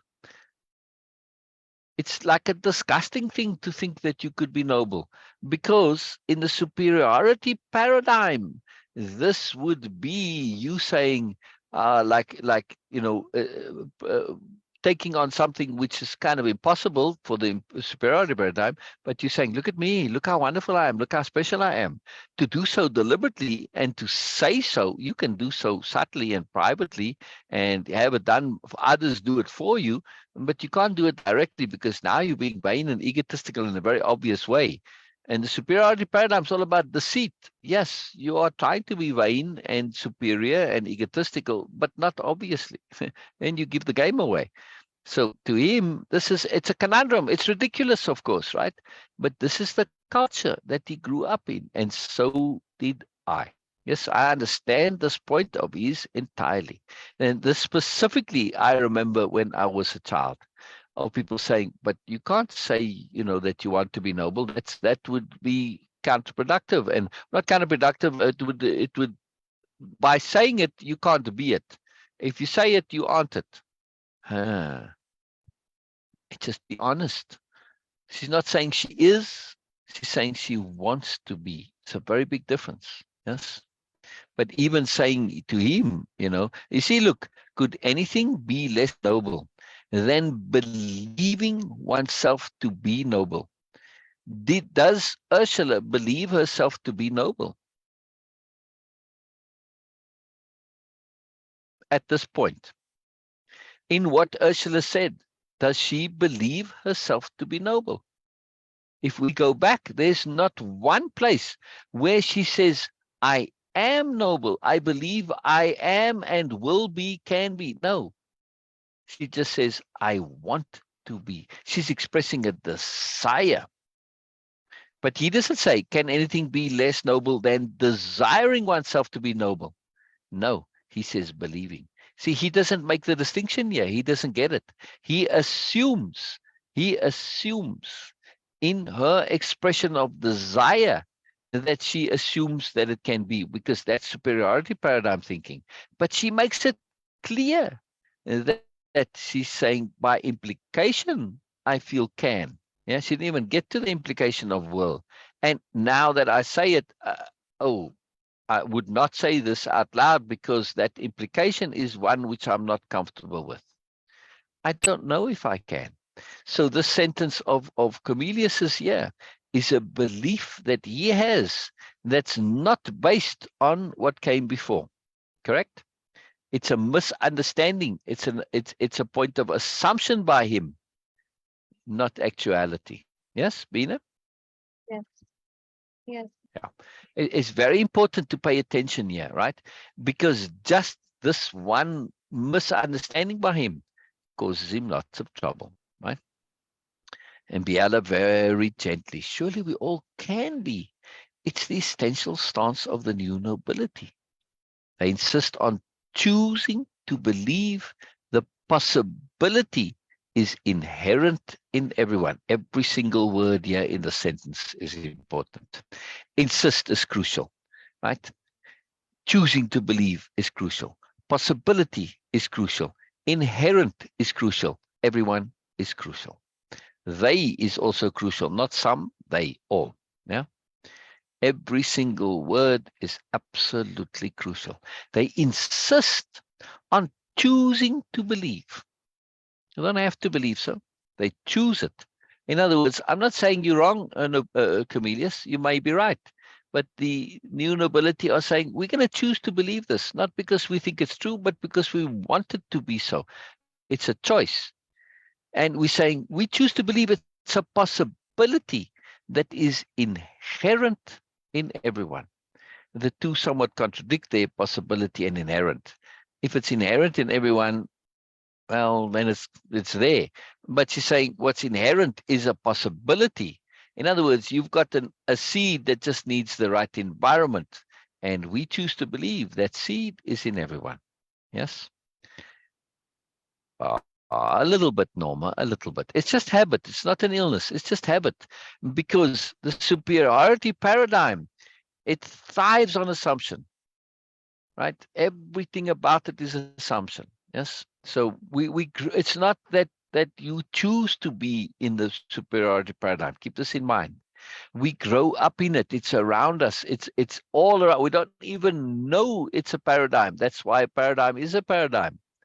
It's like a fish swimming in water. It doesn't realize it's swimming in water.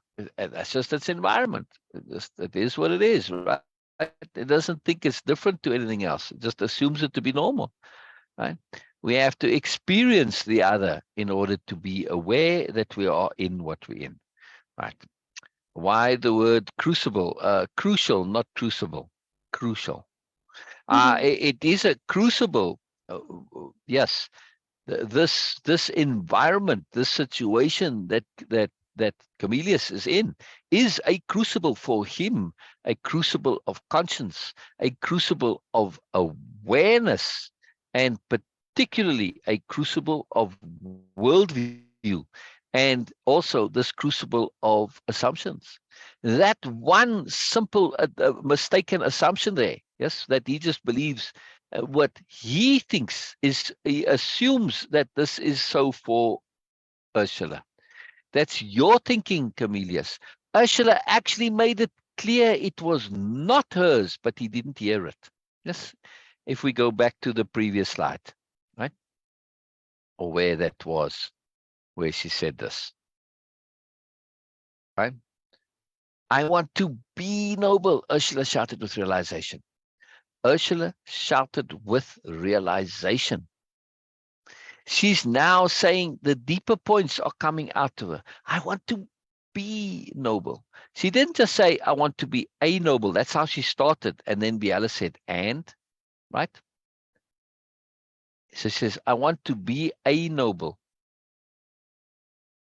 And Biella didn't just leave it there. She said, and then Ursula was like, she almost said, and what? But then she trusted Biella. And she thought, and then she realized, I don't want to be a noble. I want to be noble. There's a very big difference, right? So she's in the moment. It's a realization, right? I really, really want to be noble. That's what impressed me about you. You're not just a noble. You are noble. A big difference. You're not just a new noble. You are noble. The new nobles are noble. New nobles could just be a name that applies, that could mean employee of the New Nobility Corporation. Doesn't necessarily mean they are noble. And this is what's impressed Ursula about Biella, that Biella is noble, not is a new noble. Right? A distinction, but a fine distinction, but a powerfully important distinction. A big difference. That's what grabbed me. Saying I want to be a new noble was just a way of saying that I want to be a new, that I want to be noble, right? So she says, I want to be a new noble. It's just a way of saying it. But what she really wants is actually to be noble. And the reason she didn't say it before, she says, it would have seemed presumptuous then, or it would have felt so to me to say it directly, I want to be noble. It feels almost egotistical to say it now when I think about it. And this is the part that Camillus does not hear. He's heard, I want to be noble, and his preoccupation with this based on his assumptions and connections to the past, right? A noble. Exactly. No, sorry, never no sorries, Norma. A noble, precisely. Or a noble, new noble. Yes. Exactly, Norma. Look at this. What he misses this, right? He says it feels almost egotistical to say it now. Now, she's very careful here. It feels almost egotistical because she knows it isn't, but she understands how it could be presumed so. And a part of herself says, hey, be careful, you know, right? Feels almost egotistic when I think about it. A moment ago, I was caught up in the period of it. But if I think now of saying it in front of others, I'd be reluctant to. In other words, to say, I want to be noble. She'd be reluctant to say it in front of, like the delegation. For it implies, I believe, I can be noble. That isn't necessarily so. I hope so, but it's by no means a foregone conclusion. I mean, how can it be?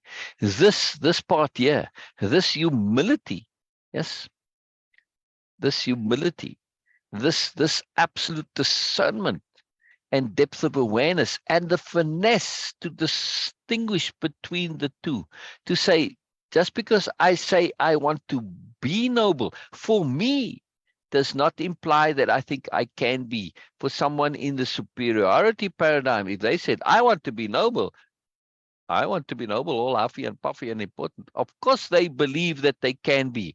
That's just how that system works, yeah? So she understands, and she's very acutely aware that there is a difference. And therefore, it's uncomfortable for her, because for her, that assumption that would be so inherently so in the superiority paradigm. Because if you say, I want to be noble in the superiority paradigm, but I'm not sure I can be, well, now you're not really making yourself very superior. Well, anybody can be, a big deal. How does this make you special? You see, it's pointless. And you're actually being counterproductive in the superiority paradigm to say, I want to be noble, but I don't believe that I necessarily can. You're just pulling yourself down now, right? In the superiority paradigm. And this is the assumption that Cornelius makes, that if she's saying I want to be noble, she's being self-aggrandizing and self-important, and assumes that she can be. Yeah? No, she's not.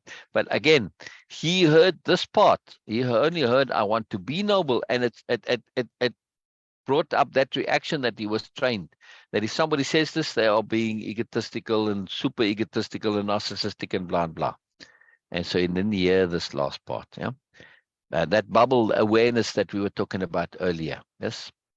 The preoccupation, you see, when we're preoccupied, we don't notice. Yes, he became preoccupied with this as she said it, and he didn't hear the rest, right?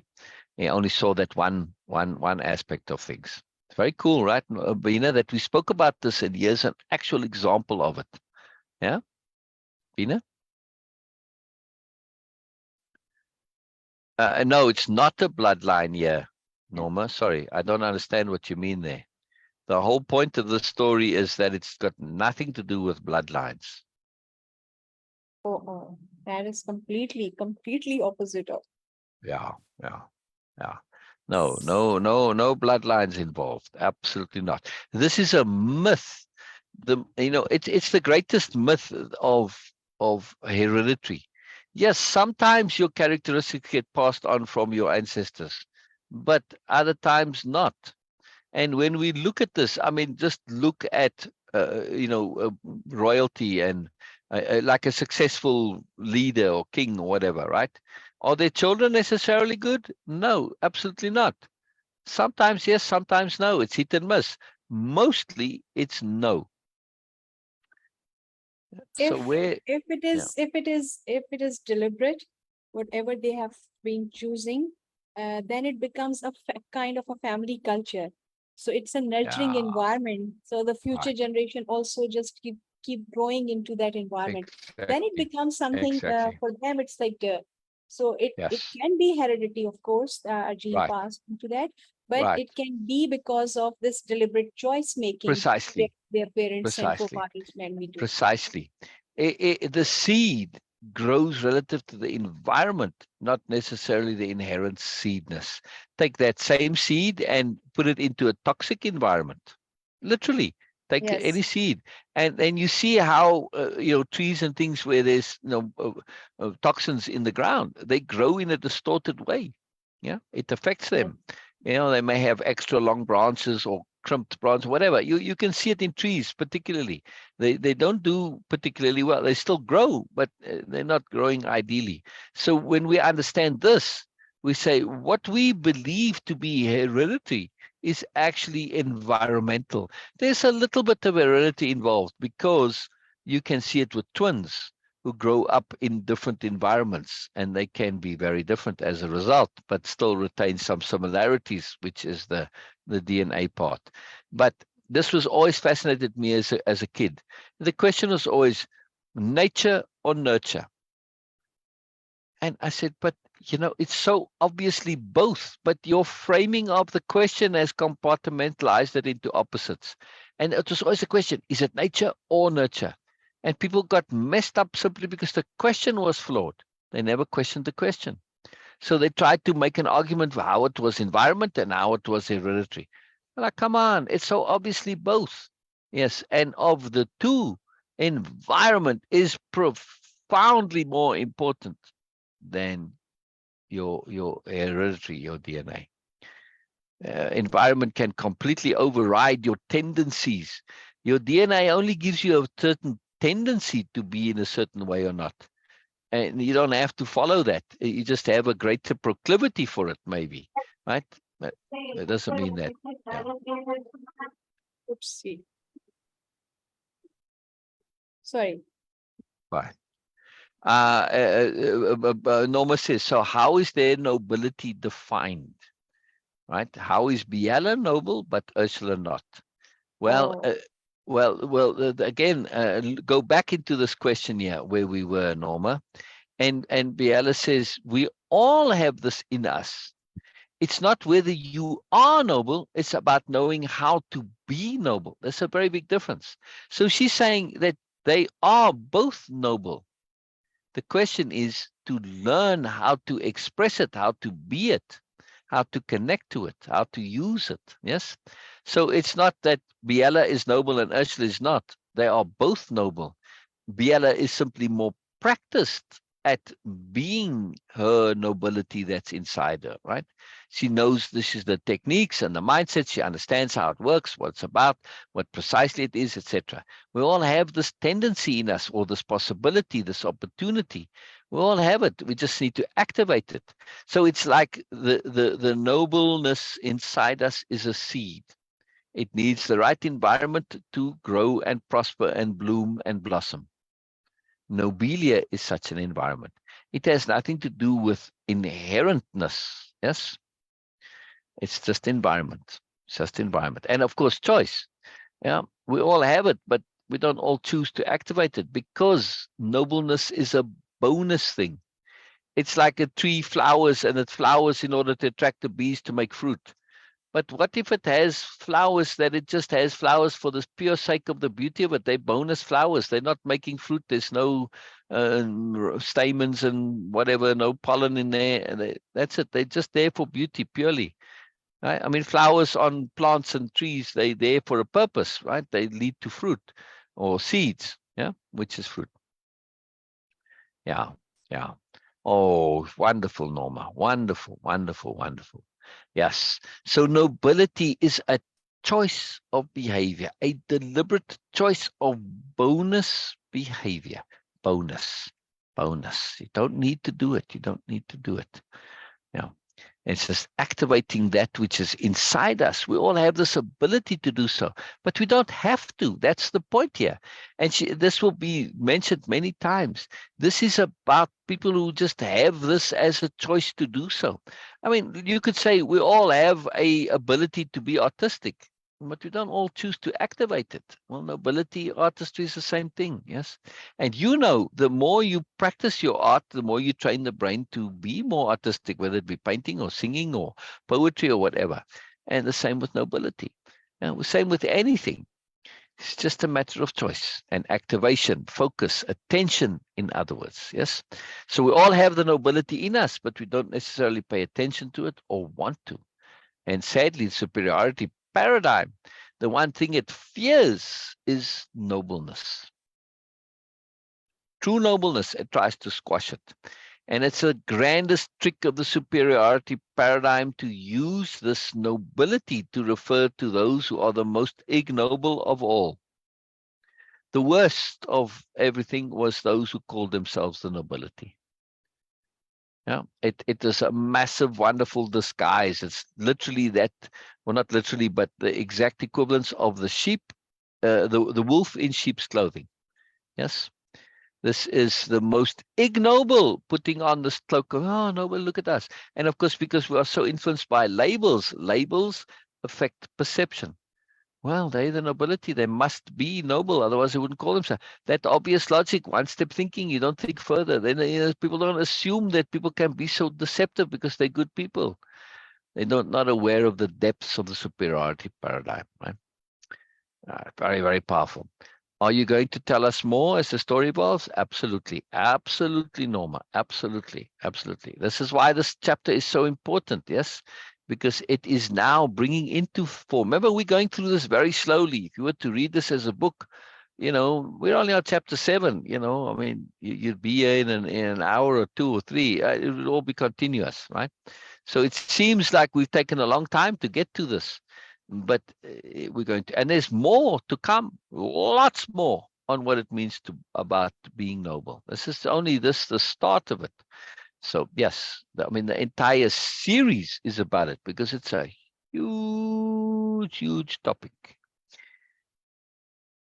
Look, look at this point in terms of Camellius. Surety is a fine mirage. Camellius was absolutely sure about his perspective on nobleness and, thinking that you can be noble, can be. See, he doesn't think that you want to be. No, to him it's one and the same. He's very sure that what Ursula said is what he thinks she means it to be, when she clearly said it's not so, but he didn't hear it. And his surety thus is this fine mirage, and fine as in subtle too, as in a thin line, easily popped bubble, right? All bubbles are very fine. Yeah, that's what makes a bubble, is that it's a fine shell to it. Yes, the actual bubble part is very fine, easily stepped. It's a mirage. It's not true, in other words, right? Surety is a fine mirage. You have to be very careful about being sure, as the problem is here with Camellius. Grin be good if you have a picture, especially for where they could be. How do you mean, Norma? A picture of? You mean like a mental picture or an actual physical picture of where they could be? You mean where they are on the riverbank? I don't know if I have pictures that represent that, because, willows growing that way, yes, they do. But these have been particularly nurtured to be so, right? To grow with their branches long. So I haven't seen a picture for that, if that's what you mean. Yeah. Or on that moss, we read this already. The capacity to be ignoble. Yes, that's absolutely a huge part of it, came a reply. And why Biella put off accepting being an official new noble? Because the new nobles see themselves as perpetual aspirants. We have to go back and see this point, right? It says, but it seems to me, not that anyone asked, but still, that you cannot be noble if you know yourself to be noble, just as you cannot be innocent if you know yourself to be so, because such knowledge entails its opposite. I think that the truly noble are those who have thoroughly seen and understood their capacity to be ignoble. Bina, before we continue, we basically in halfway through part 1, and I feel that we can maybe leave it here, or we Yeah. can keep going. It's our choice. We can keep going. It is Okay. good to leave it at this point. Yes. All right. Norma says, grin. Be good if you have a picture, especially for where they could be. I read that. Like the one of sea and moon behind you. All right. Let me see, and let me see quickly, Norma. Maybe. All right. I shall go to the relevant file. Also file. No, it's not under all pictures. This is in a particular spot. I must first go to all pictures. And it is under reusable, because I already used these. And then it is under the course pics. Yeah, I'm very organized, Norma. I may seem disorganized, but I'm very organized.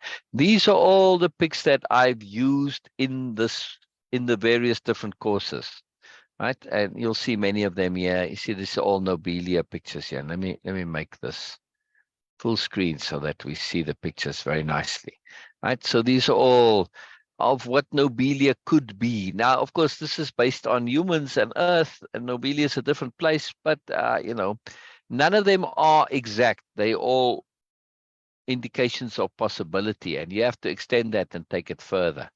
Let's see if there's any of willows. Willows, I so love willows, and I do have some pictures of willows, but I don't know if they're representative of what it is, because what I'm imagining, I've never seen anywhere. I've seen what it could be if with a bit of extra nurturing, somebody were to make it more so, it would be. It does combine something from my childhood.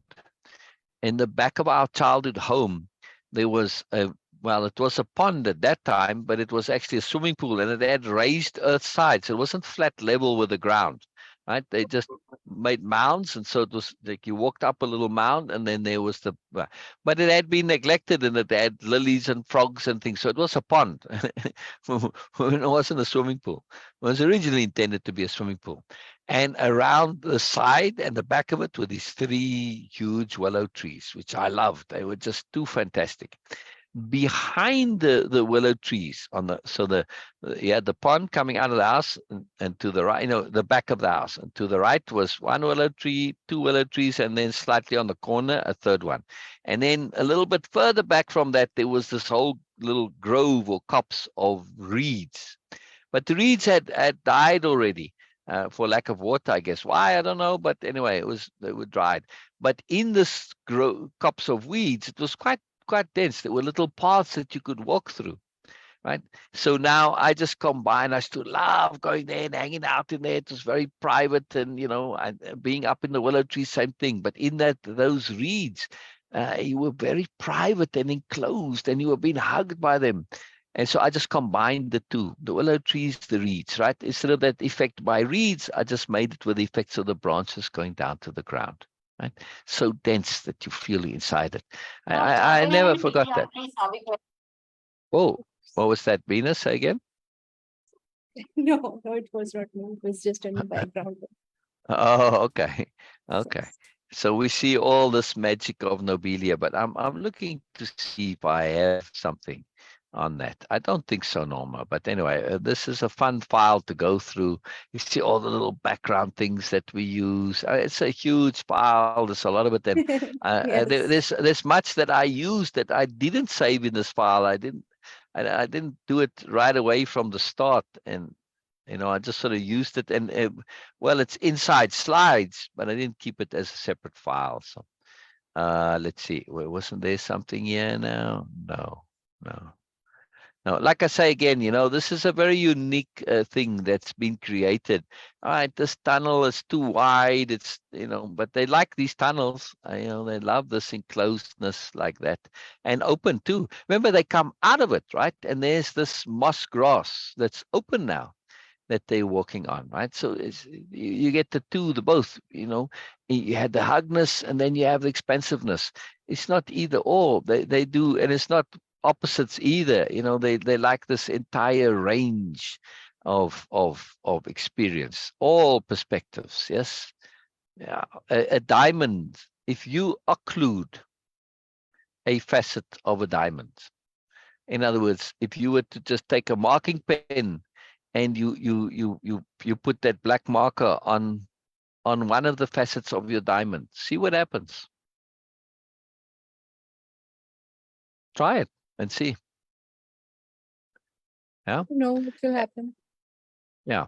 I mean, if it's one of the facets that's catching the light, it's going to affect the radiance, the luster of your diamond. Yeah. That's why they polish all the facets.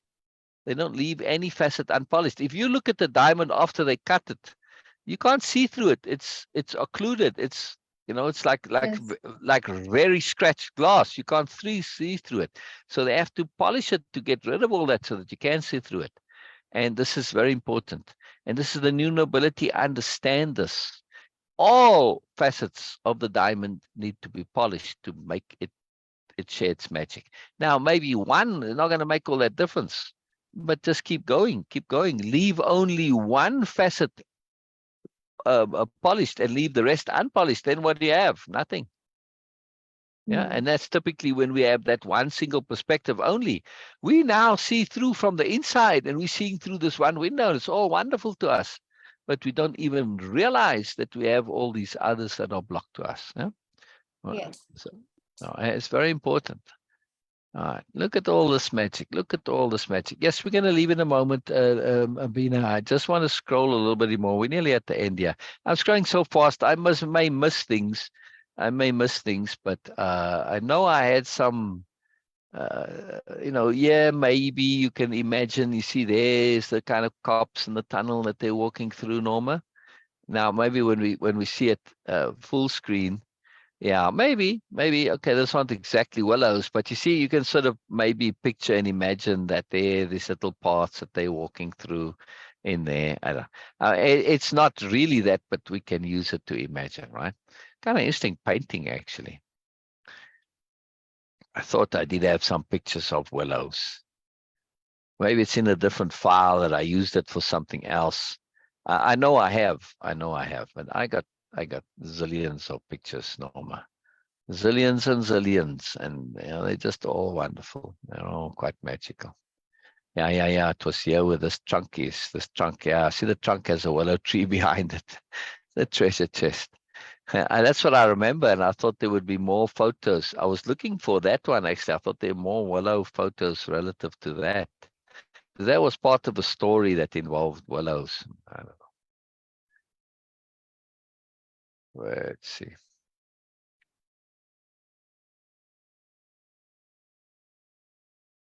Anyhow, oh yeah, here we go. You see? You see? Now imagine this. Right now we're just seeing this. Now, imagine there are trees behind this, like, all right, these ones they're not big enough now, but you see these, they're going down where they've been really encouraged to go more down, and they haven't been trimmed. And then there are no gaps here, in other words, right? And then you're walking in there, so that gives a little bit of an indication. Does that help, Norma? Does that help? Yeah. Willows are very magical. They are very magical. There are many things with willows. I knew I had some pictures, but it was amazing that I searched for trees and pictures and stuff. I mean, I can't tell you how many ages I spent searching for pictures, but it always puzzled me or amazed me how little willows there were in this. It's very odd. This is anomalous. It was anomalous, the paucity of willows. And I'm not a fan of using fancy words, by the way, for no particular reason. But is paucity is the correct word, because it's not scarcity, it's paucity, which means fewness, right? Yeah. I think they could have some horses on the world. And what makes you think they don't have horses, Norma?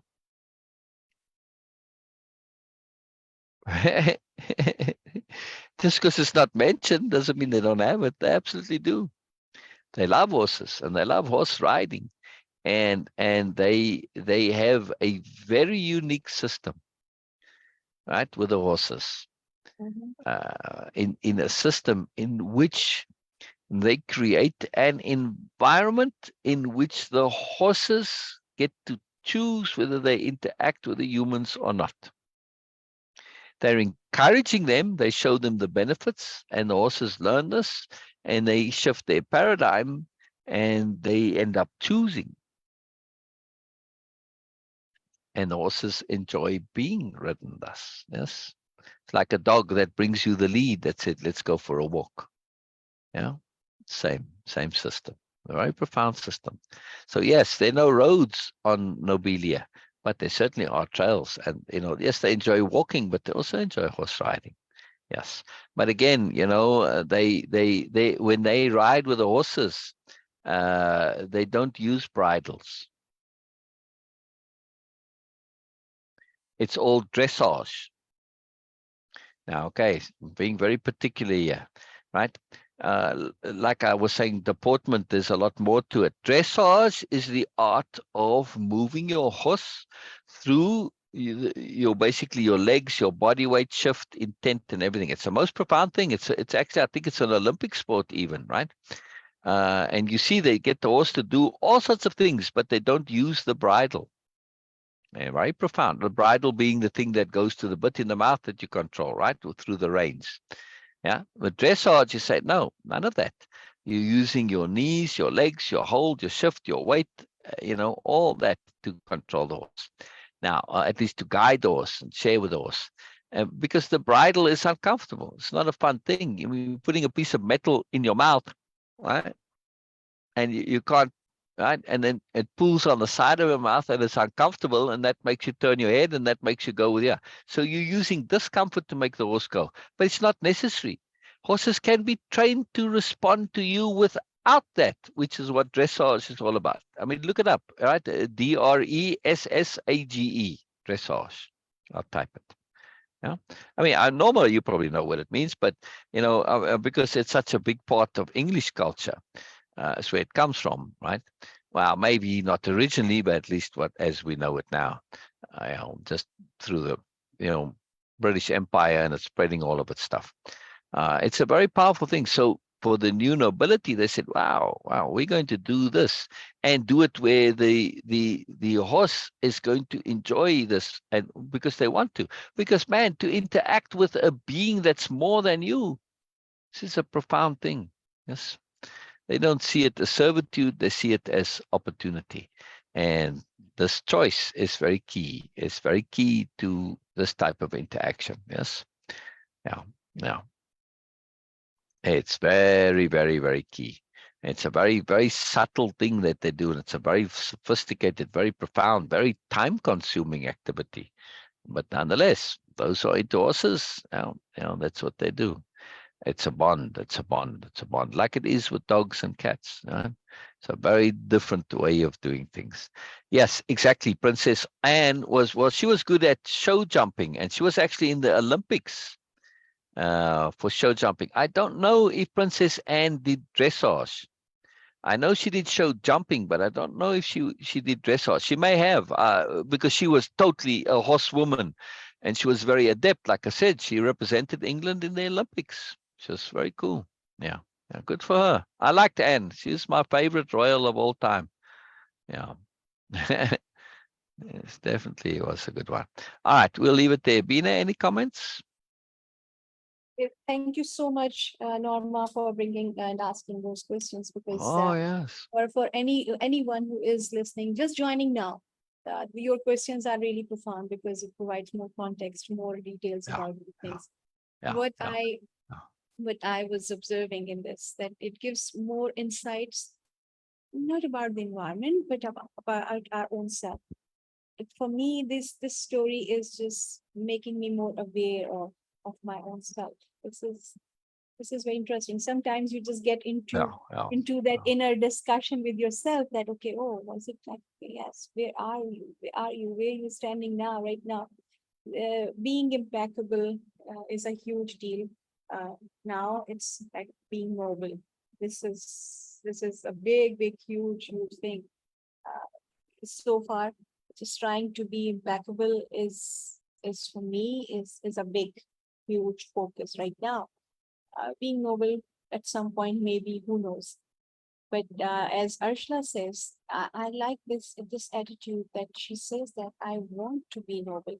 At least Yes, this clarity we all need in our life, that what we really want to be, who we want to be. yes, Okay, yes, yes, how much we are going to succeed in this, how much we are going to achieve and acquire, this is a different deal yes, completely. But yes, just having this clarity about ourselves, I'm just going to make this intent for myself, that I want to have this clarity in my life about myself, yes. what I really And, want. and I know many people who are this way and don't realize it. Hmm. They say, my friend Richard, Yes. he likes to help people and do things for them, and they can't understand it. And like his friends, and they want to pay him, and he says, yeah, but that's not why I'm doing it. And they can't get it into their heads that he does it because it gives him joy. He's being noble, but he can't say he's being noble. He doesn't know what to say, doesn't know how to say it. So it causes him a bit of trouble. And he doesn't know how to express it and be it. Yeah. Yeah. Free gift giving is something that's not part of the superiority paradigm. It's an impossibility. There's no such thing as a free gift in the superiority paradigm, right? Oh, this you just right now you amend this, because I grew Yeah. up hearing and this, that there is no free lunch. It's an uh, Exactly. Exactly. Exactly. American saying. Exactly. And when first Exactly. time I heard this from my uncle, and I asked, that, okay, what it means. And he said, "Oh, there's nothing free in life." And my other uncles were sitting, and they were a bit surprised and shocked that okay, what he is actually teaching me. That okay, there is free Exactly. And life. what did the other uncles say? They were like, "Yes, it's an American thing." That was the response from them. Oh, good. Oh, good. Oh, good. They just said, in other words, don't necessarily believe it because, Yes, they not say, everything okay, it's from an American. America is believable. That Yeah, was good. an introduction to the context. They didn't say Brilliant. anything, but they say, "Oh, Brilliant. this is an American thing." Yeah, brilliant. Good for other uncles. Yes, Yes. yes. Yeah. We have to be very careful of statements like that, which are said with such surety. There's no such thing as a pre-lunch. What does Fine say about this? What did Fine say about it? Oh, I don't know that what he says about this exactly in words. He said surety is a fine mirage. Yes. Right? Yes. So uncle came, first uncle. Uncle One Yes. said, "Oh, there's no such thing as a free lunch," because he heard it said with such great surety that, well, it Yes. must be true, because who's going to say something with such surety if it isn't true? He Yeah. just assumed it, right? No, Yes. no, just because it's said with surety doesn't make it true. It's a fine mirage. In this case, no, totally not so. There's plenty free lunch in life. Yeah, Yes. nobility is providing free lunch for no other reason than you wish to. Yeah. Yes. Truly giving free gifts is a magical thing. It's a Yes. magical thing. This is what we are doing here. It's a Yes. free sharing, free. We're not doing it Yes. for any response, any payment, any Nothing. likes or followers, nothing. It's completely free. And we know nobody may even take it up. So what? We don't care. Doesn't Exactly. matter. We do it because it makes us happy, not because somebody's going to take it up. When you give a free gift, the joy is in the giving, not in the receiving. Whether somebody receives it or not, doesn't matter. It's irrelevant.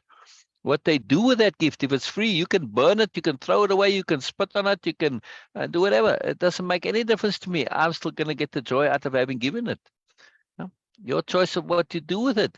My joy comes from the fact, well, you feel like burning it? Wonderful. Go for it. We don't often get the opportunity to burn something valuable, assuming your gift has some value. No matter. So it's a great joy in being able to do that. Sometimes it's just the luxury of waste. Wow, I feel like wasting it. Okay, cool. So it's a free Yeah. gift. I get to do that. See, Yes. it's just a wonderful perspective. When you give free gifts and you can receive them freely and use them freely, this is a Oh, joy for yes. everybody. This is a joy for Yes. everybody. Yes. Well, I needed something to vent my anger on. Oh, all right. I'll vent my anger on your gift here. Yeah, just whatever. It's just, you see, oh man, that was very therapeutic. Thank you. So it's all sorts of wonderful things. Wow. Yeah. Yeah, it's Yeah. magic in the world. There's a lot of magic in the world that is quite marvelous. All right, we'll end it there. We'll Okay. end it See there. you guys Hello. tomorrow. Yes, yes. Let me just check to see if there's not another comment from Norma. Oh, yes, she says thank you. Yes, thank you, Bina. Thank you, Norma. Thank you, thank you. Thank you, Ars. See, we got a Yes. Bina and a Norma. That's a R. You both Rs. Because you when you share, then we go, I see now why you Norm. I see now why you Bean. Yes, I love it. I love it. I love it. I love it. All right. Okay. Everyone. Yes. Bye A for now. pleasure, Norma. A pleasure. We'll continue in the week, and then next week Yes. we continue with the story. Wonderful. Bye bye. Bye bye. Bye bye, everybody. End meeting for all.